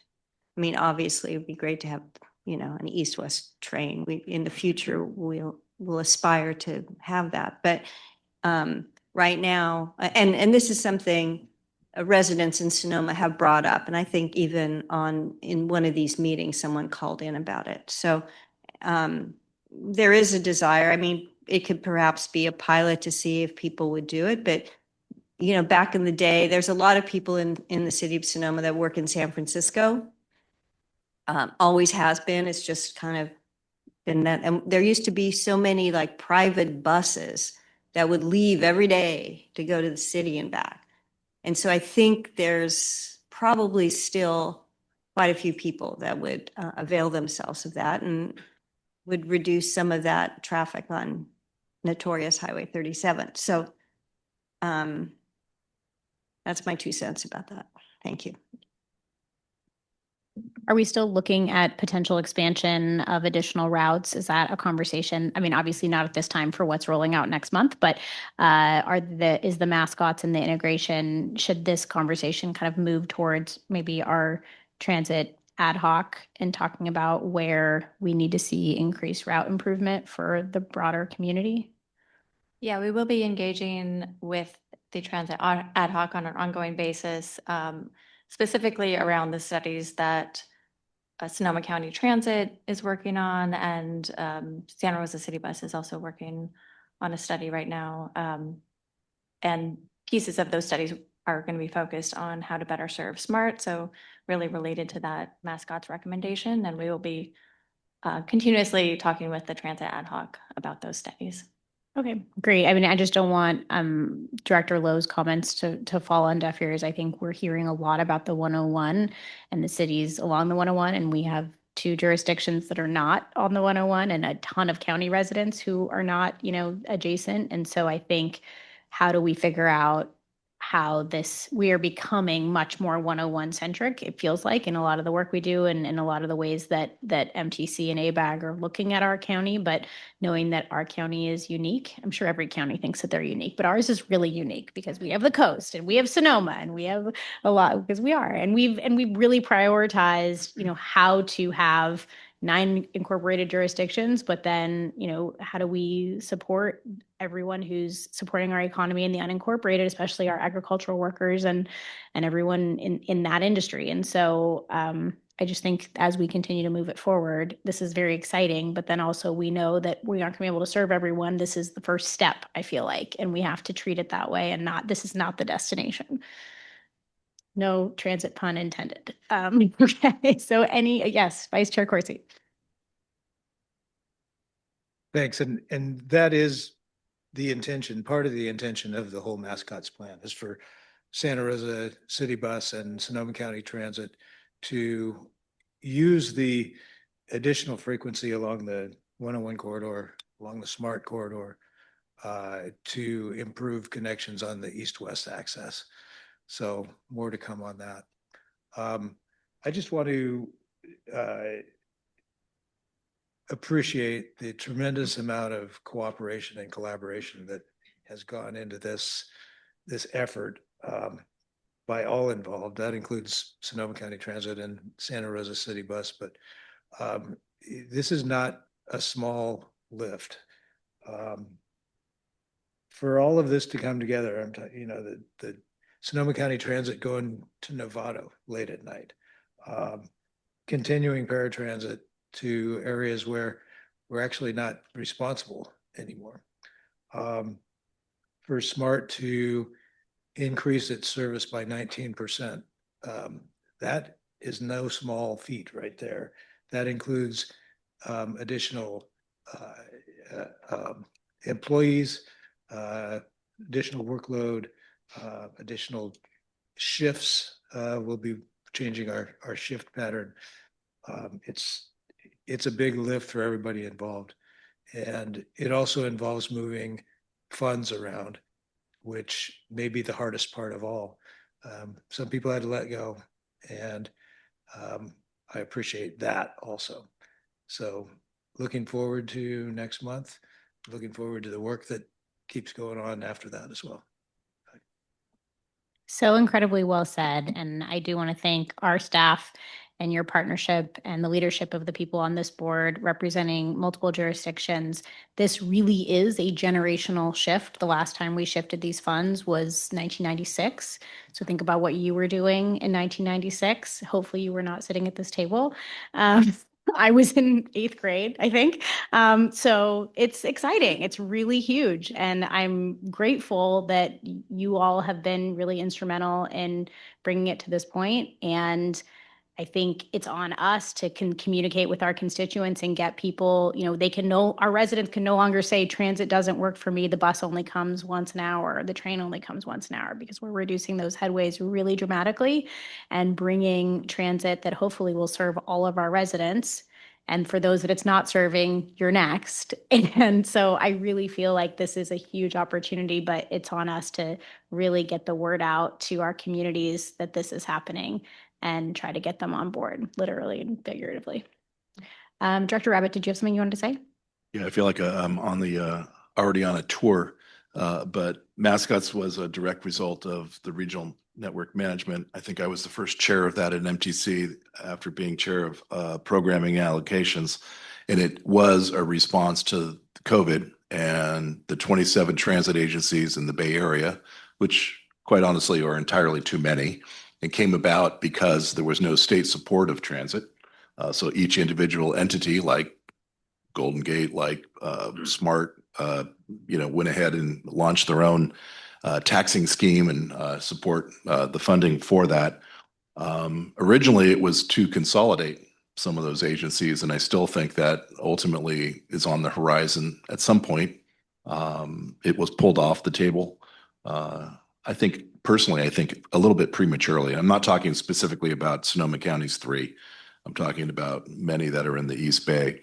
But I do think that there's opportunities in the future to coordinate and collaborate. And this was the first step. And I was proud to be there to get a pilot, which became Mascots on the 101 corridor so that we can prove the concept here before it gets pushed off to other corridors in the East Bay or down the peninsula. So great work, and thank you for all the support. Okay, we'll head to public comment. Anyone in the room wishing to make public comment, please approach the podium. Seeing none, we'll head over to Zoom. And it looks like we have 2 speakers. We'll start with Eris Weaver and then Tom Conlon, followed by someone in too small of print that I can't read, but Donna, let us know when we get there. Eris, go ahead. It's like an eye exam up there. Hi, I didn't see the thing to, can you hear me? You're good to go. We can Okay, hear you. great. I'm speaking now not as a representative of the Bicycle Coalition, but as an individual who rarely drives and uses not just my bicycle, but public transit. I don't know how many of you in the room use public transit at all or ever or frequently or regularly. I totally support this whole working towards consolidating agencies and making things fit more together. Every time you have to change systems or change routes, it makes your trip longer and harder to manage. So there's a lot that I really like about going through with this.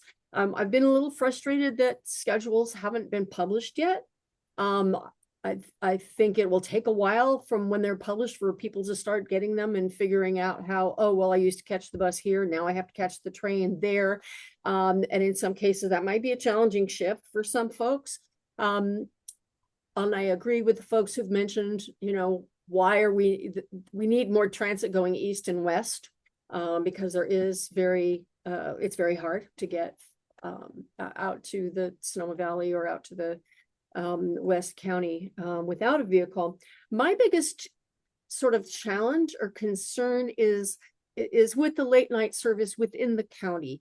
I know that this particular piece of the whole thing is looking at the commute stuff between the 2 counties, but at least from what I've been able to see that's been out about potential schedule changes, I think there is still not going to be as late a service that last Golden Gate Transit southbound was the only way for anybody even within the county to get southbound.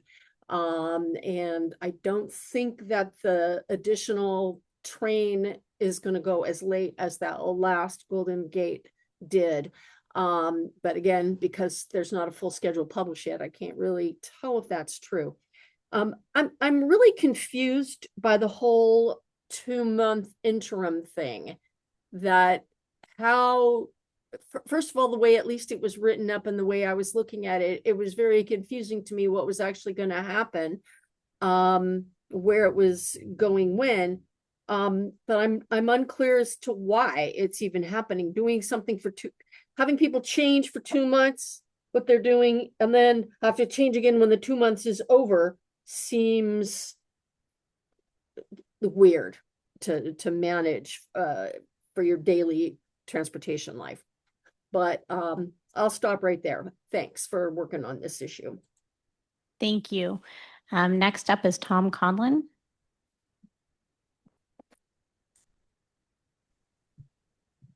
Thank you. Tom Conlon here, Sonoma Valley, speaking as an individual this afternoon. Appreciate the conversation today. We covered a lot of ground, a lot going on.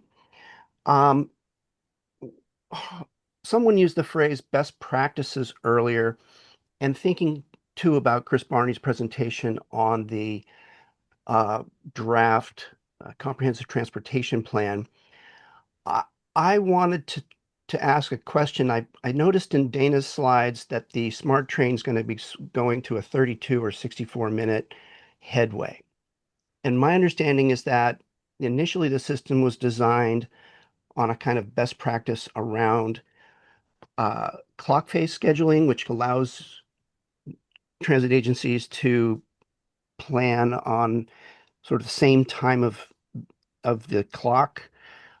Each of the bus schedules, much easier for people to learn how to use and build into their lifestyles.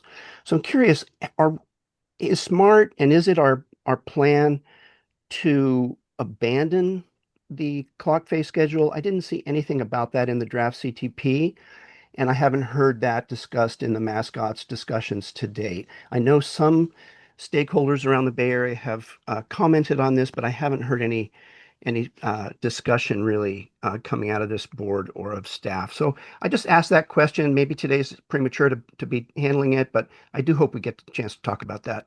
Thank you. Thank you. And Don, can you tell us who our next speaker is? So Dan Bell, go ahead, Dan. Oh, thank you very much. Yeah, I want to piggyback a little bit on what Eris Weaver was talking about with the late night transition period. It was mentioned that Golden Gate Transit is currently interviewing late night northbound bus passengers to see what their needs are.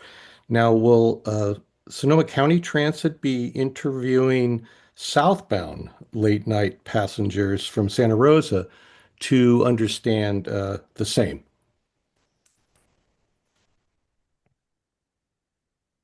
We will answer the questions at the end. Anything else, Dan, before you conclude? No, thank you. Thank you. Okay, seeing no additional hands raised, we'll bring it back. Dana, did you want to respond to any of those comments? I know or questions. I know some of the information is known now, some is not yet known, but let me know your thoughts. Yeah, I think in terms of, well, I'll start with the ones that we could check off. The SMART schedules the 32 and 64-minute headways. That was not part of the mascot study. And regarding the interviewing of passengers for the late night service, part of the reason for that transitional service is to allow more time for that feedback. I would need to get back to you to find out details about whether both directions, to confirm whether both directions will be surveyed. Okay, we'll bring it back to the board. Any additional thoughts, Director Rabbit? Just one quick, putting everything in perspective. I think it's great that we were able to do this, and I think it's great that everyone cooperated. And those that call for more service also need to. The governor recently signed, I think it was AB 117, by Jesse Argwin? Eric, my buddy Jesse, for a $590 million loan to keep a couple different agencies, Muni, BART, Caltrain, AC Transit, afloat for one fiscal year. It's a 12-year loan. The initial ask was $750,000, so they're getting less than what they initially asked. This is while they figure out a way to, not fall off the fiscal cliff, which so far has not necessarily been successful. And I only mention that because this I believe it takes some of that into account. And while we all would love additional service here and there and everywhere else, it all comes at a price, an incredibly high price that we're of funds that are seemingly unavailable, and that loan will have a negative impact, in my opinion, for the foreseeable future on transit dollars coming. We're lucky that our agencies are all solvent and in good shape, and contrary to some, probably not as dependent on fare box recovery as BART, for instance, that took a big hit that way. Golden Gate can rise and fall. We just cut the service. It's simple. You don't have the dollars coming in. You just don't spend it. But I just thought it'd be important to kind of, transit is still trying to figure out its path post-COVID with remote work and everything else. Thank you. Well said. Okay. Thank you so much for the presentation. We will be on the lookout for the incoming information about those schedule changes, the information toolkits, and then also we all are committing to being liaisons to our jurisdictions on helping them and our public information officers get this information out to our communities as well. So thank you. Okay, our next item is our favorite topic, the Brown Act, and we're having Ross come up to talk to us about some potential changes for our teleconferencing and others. Ross. Thank you. Good afternoon, directors. It's my favorite topic too. Got a presentation coming up. As that comes up, basically this is a brief update on recent changes to the Brown Act related to teleconferencing and meeting participation. Specifically related to Senate Bill 707, which updates how public agencies like SCTCA can allow remote participation in meetings. So I'll go through the main provisions, how they apply to us and our advisory committees, and the actions being requested from the board today.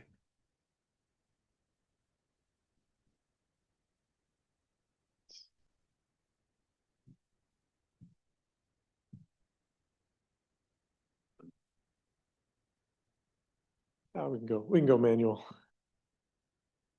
So the Brown Act, as you know, is main purpose is to ensure transparency in governmental decision-making by requiring that meetings are open, accessible to the public, and that the public has an ability to participate. Both this board and all of our advisory committees that are public are subject to the Brown Act. Let's jump there.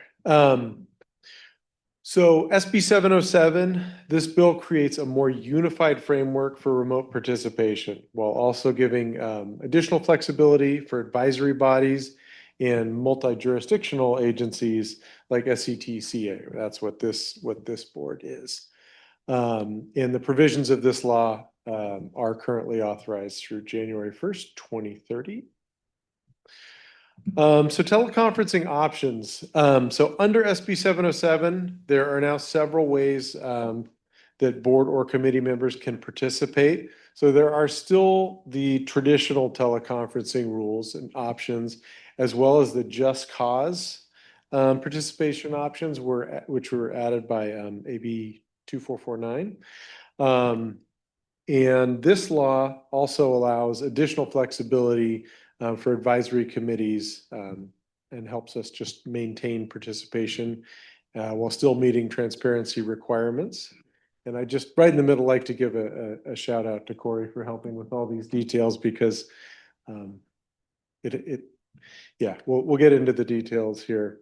So eligible bodies, basically, to qualify, a committee must be created by a legislative body, serve in an advisory role, and not take final action on legislation, contracts, or funding.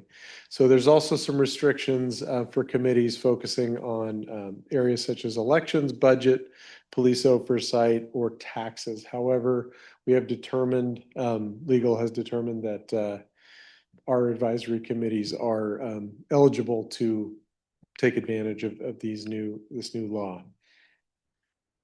And these are the advisory committees that qualify. TAC, CAC, Transit Paratransit, CVPAC, Transit TAC, PAC, and CAAC, as we usually call them. And, oops, that's a duplicate. So basically the requirements, if a committee chooses to do this, and each committee does need to have a vote, have an action to make this happen.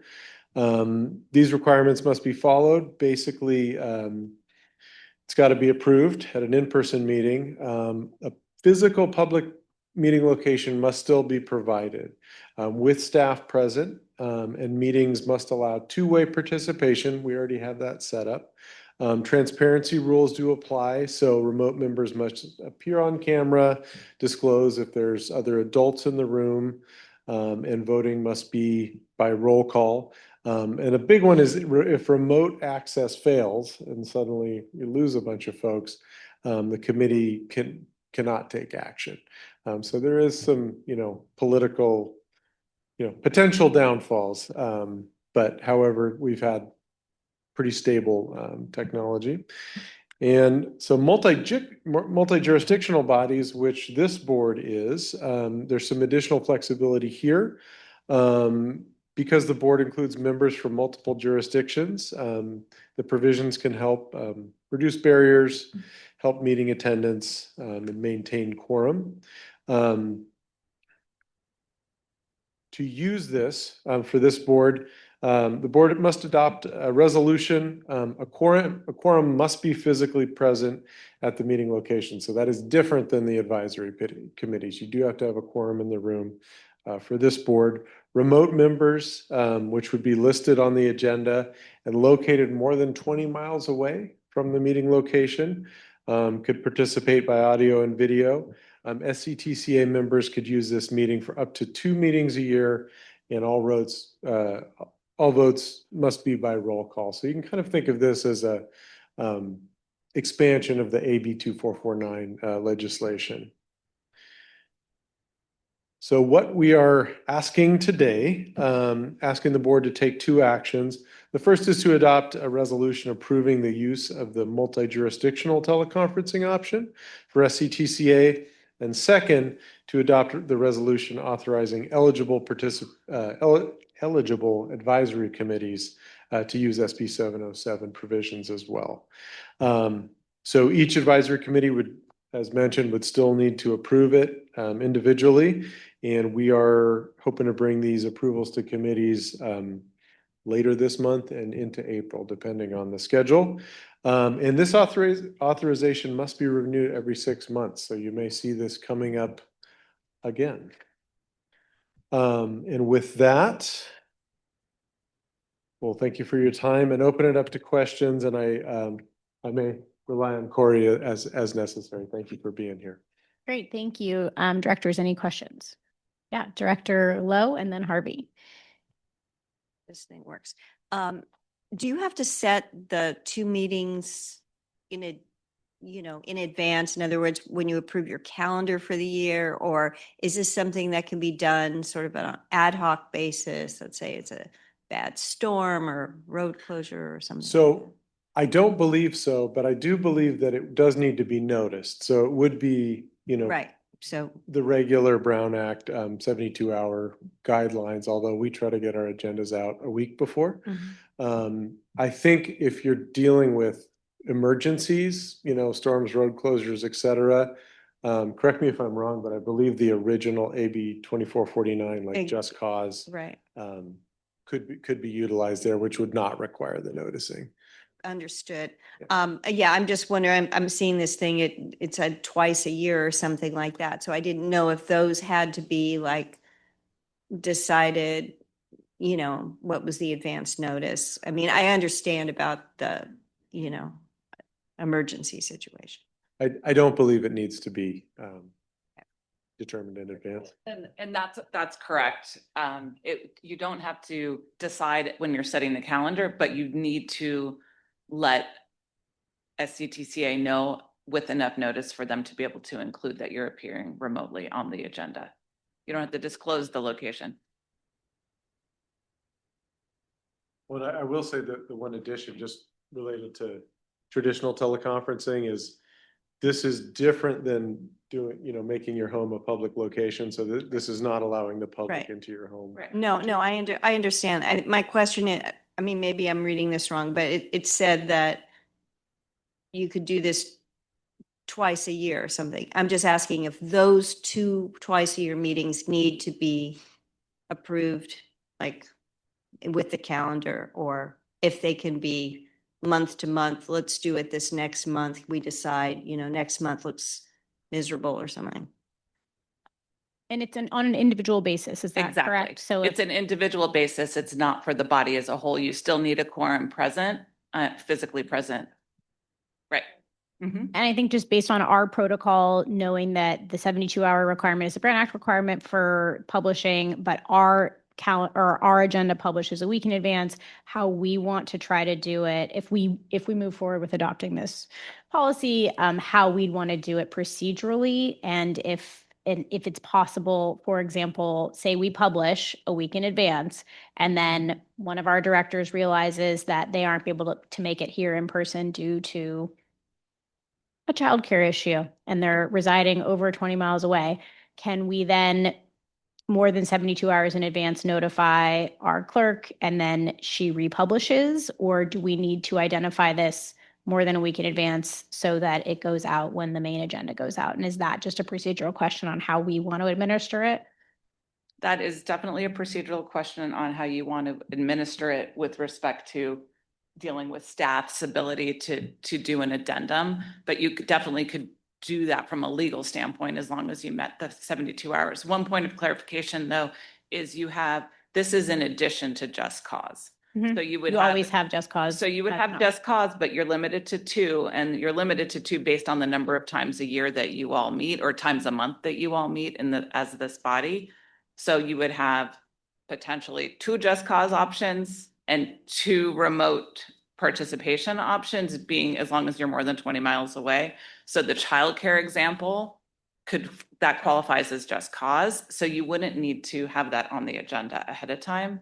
That was as soon as you would know, you would let staff know, and then we would announce it at the Terrible example. You realized you had another meeting that was an in-person meeting, like say your council's meeting in Cloverdale at 5 p.m. and you can't be in both places at once. Great example. Okay. That And would be your Director Harvey, opportunity, as long as you hadn't already used 2. So that's the issue. Yeah. Great. Director Harvey. Okay, perfect. Additional questions, comments? Okay, we'll take it to the public. Any members of the public wishing to comment in person, please approach the podium, and then we will transition to Zoom public comment. Please raise your hand. Seeing no one approaching the podium, we'll go to Zoom. Seeing no hands raised, we will bring it back. And so this is an action item to consider the adoption of these policies, and I'm happy to entertain a motion. Make the motion. So we have 2 resolutions here. We have a resolution. Yeah, I'll Okay, make a motion Director to move. Duche. Adopt resolution SCTA 2026-004 and RCPA 2026-002, approving the use of teleconferencing for meetings pursuant to Government Code Section 54953.8.7. I'll second that. We have a motion by Director Giudice and a second by Director Cater Thompson. All those in favor? Aye. Aye. Any opposed? Motion carries. And we do have a second resolution on this same item, which is the authorization of our subsidiary bodies, like those that were listed on the slide, to allow them to have this same teleconferencing provision. Is there a motion? I'm happy to move that forward as well. That would be Resolution 2026-003 for SCTA and RCPA 2026-001, authorizing eligible subsidiary bodies to use teleconferencing for meetings pursuant to Government Sections Code 94953.8.6. I'll second that. So I have a motion by Director Giudice and a second by Director Cater Thompson. All those in favor? Aye. Aye. Any opposed? The motion carries. Thank you. Thank you very much. And now we are on to item 5.6, which is our appointments to the ad hoc committees. Do you want to mention what we're doing here, Director Cameron? Yep, thank you. So we have two ad hoc committees that staff recommended at the last meeting. The first is the Transit Implementation Ad hoc that would provide input on implementation and coordination of SCTCA's transit-related plans and studies. We also have the Climate Strategy Ad hoc that would provide input on our climate mobilization strategy update. At the February 9th meeting, Chair Kelly solicited interest from the SCTCA directors, and SCTA directors Corsi, Okrepke, Cater, Thompson, Hinton, and Giudice expressed interest in the Transit Implementation Ad hoc. Directors Hopkins, Giudice, and Leap expressed interest in the Climate Strategy Ad hoc. With that, I'd pass it back to you, Chair, to make recommendations for the two ad hocs for 2026. Okay. Thank you very much. So in addition to the members that were mentioned, I'm interested in serving on both of those two subcommittees for transit implementation and climate strategy. We do have an additional 2 seats available before we hit the tricky requirement on. So for the climate strategy ad hoc, are there any directors interested in joining that committee? Okay. It is going to be a lot of fun. You're missing out. So with that, I'd be happy to accept. Oh, sorry, we need to go to public comment on this item. Any members of the public wishing to make comment, please approach the podium or raise your hand in Zoom. Seeing none in person and seeing none on Zoom, we'll go ahead and close public comment. And I'd like to entertain a motion to adopt the membership of our 2 ad hoc committees for transit implementation, directors Corsi, Okrepke, Cater, Thompson, Hinton, Giudice, and Kelly. And for the climate strategy ad hoc, directors Hopkins, Giudice, Leap, and Kelly. So moved. Second. Oh, it's a tie. We'll go to Director Lands. So we have a motion by Director Harvey and a second by Director Lands. All those in favor? Aye. Any opposed? Motion carries. Okay. And then we are moving on to our market or our reports. So you'll notice for this committee meeting, and we'll just mention it, and it will be changing for next month. We have our reports and announcements. Sorry if I'm stealing your thunder, but we're going to consolidate these on the agenda for future reports and announcements with the goal that we are always going to conclude by 5 p.m., fingers crossed, but that's also on us, to get us to the meetings that we all have to get to after this. But we'll start with our executive committee report and then roll right into the subsequent ones. But I do want to just mention sometimes these have really great media information and they're all going to be written reports in the packet. So make sure that you always get to them when reading, even if we don't get to them for presentations. And Executive Director Cameron, thank you. Great. So kicking it off with the executive committee report, we discussed today's agenda. Please take a look at that briefing book link. Also, let us know if you have any conflict of interest properties that you would like staff to review, and let you know if we identify potential conflicts in each board agenda. The 3 directors that we do have addresses on file, we will continue those on file and continue checking those. You'll also likely see in a future briefing book that we would like a couple weeks notice when you're going to miss the meeting under the provision, but we can make it work. If it's just over 72 hours or an additional day, we can typically make that work with our staff here. We also discussed the Sonoma Wildfire Resiliency Project that will be going to the county in April, especially the component where it includes coordination on climate resilience and adaptation and what potentially our role could be here at the SCTCA. Briefly discussed legislative advocacy, focusing on our return on investment for both the bike share and our climate bond focus. and currently not taking any bill positions, but are monitoring several and will come back on future agendas with potential support or opposed positions on various SBs or ABs. Please reach out to me if you have any bills that you would like to see SCTCA take positions on. And then we had a brief update on upcoming items, and that concludes my report. Thank you. Thank you. Any questions? Okay, regional agency reports. Director Giudice. Sure, why not, since David didn't jump in? The district obtained a $26 million grant for the San Rafael Transit Center. We're very excited about that. And the district owns about 70 acres of land just south of the Larkspur Ferry Terminal that was initially supposed to be used for dredging in the old days when we created the channel there.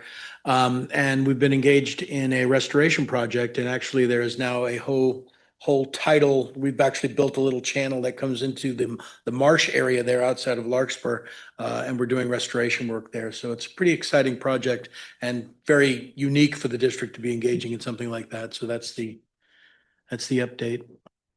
I can share it with anyone if they're interested. I just looked it up on a map. That's fascinating. Thank you. Any other regional agency reports? Okay. Then we have advisory committee linked in the packet, and then we also now have Ross. Anything on advisory committees before we move on to our SCTA, RCPA activities reports, and we'll start with Ross on marketing and communications. Good afternoon, directors. So very brief update for marketing communications. The SCTCA combined annual report was released as you approved earlier. There are some limited physical copies if you are interested. Spanish version inbound. I just got the translation today, so we'll have a Spanish version as well. Looking forward to some robust engagement surrounding Earth Day. Quite a few activities coming up, so we'll be out in the community.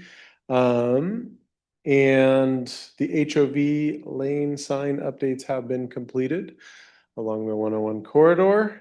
And lastly, there will be a Lakeville corridor open house on March 24th. At the Miwok Charter School in Petaluma. So I will leave it at that. Thank you. Good afternoon, directors. I'm giving the climate change activities report highlights. There's 2 items I'd like to share with you. First, to let you know that we have started our GHG inventory update for the 2024 data. And one area that we are working on this year is to be able to separate out the electricity usage from our building energy usage so that you'll be able to see that separately. BC is working on how best to do that, but that's a change for this year.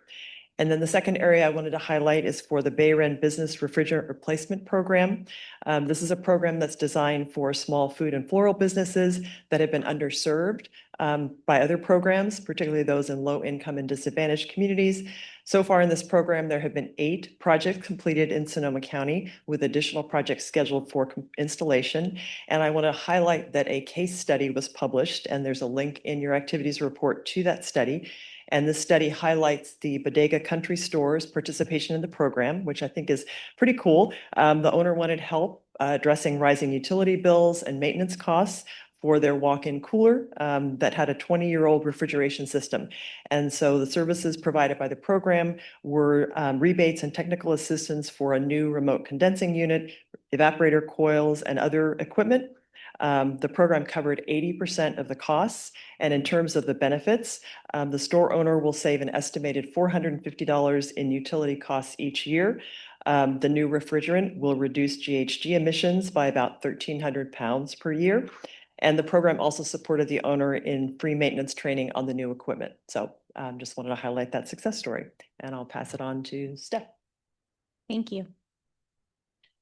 Hello, everyone. So for our planning activities report, as seen on the consent agenda, staff provided an RFP for a transportation demand management platform that will be issued March 13th. This will replace the expiring contract with Right Amigos. Staff are also working with jurisdictions to update their general general plan build-out scenarios, and a general plan build-out serves as a blueprint to analyze future impacts on infrastructure, population growth, and housing needs, and is primarily used for SECO purposes. Finally, staff are also currently updating the disadvantaged communities maps. Thank you. David? Good afternoon, Chair and Directors. David Rivera, Director of Project Program at SCTCA. Just to get you a couple updates on a couple of key funding programs. Next week at their meeting in Malibu, the California Transportation Commission will be adopting the 2026 State Highway Operations Protection Program and also the 2026 State Transportation Improvement Program. Both of those are major funding programs. The board did provide comments on the draft 2026 SHOP, and those comments have been responded to by Caltrans in your board packet. For the STIP, we are having new programming for the State Route 121 East Street East Intersection Improvement Project, and we are working with Caltrans and the county to help secure other competitive funds to fully fund that project. In addition to that, staff have been working with Congressman Thompson's office and will be working with Senator Padilla and Senator Schiff's office to request earmark funding for the 121 East Street project. And staff also last week supported a number of projects throughout the county for other appropriations requests. So we are supporting any projects that are moving forward, and we are continuing to look for other sources of funding for other capital projects. Thank you.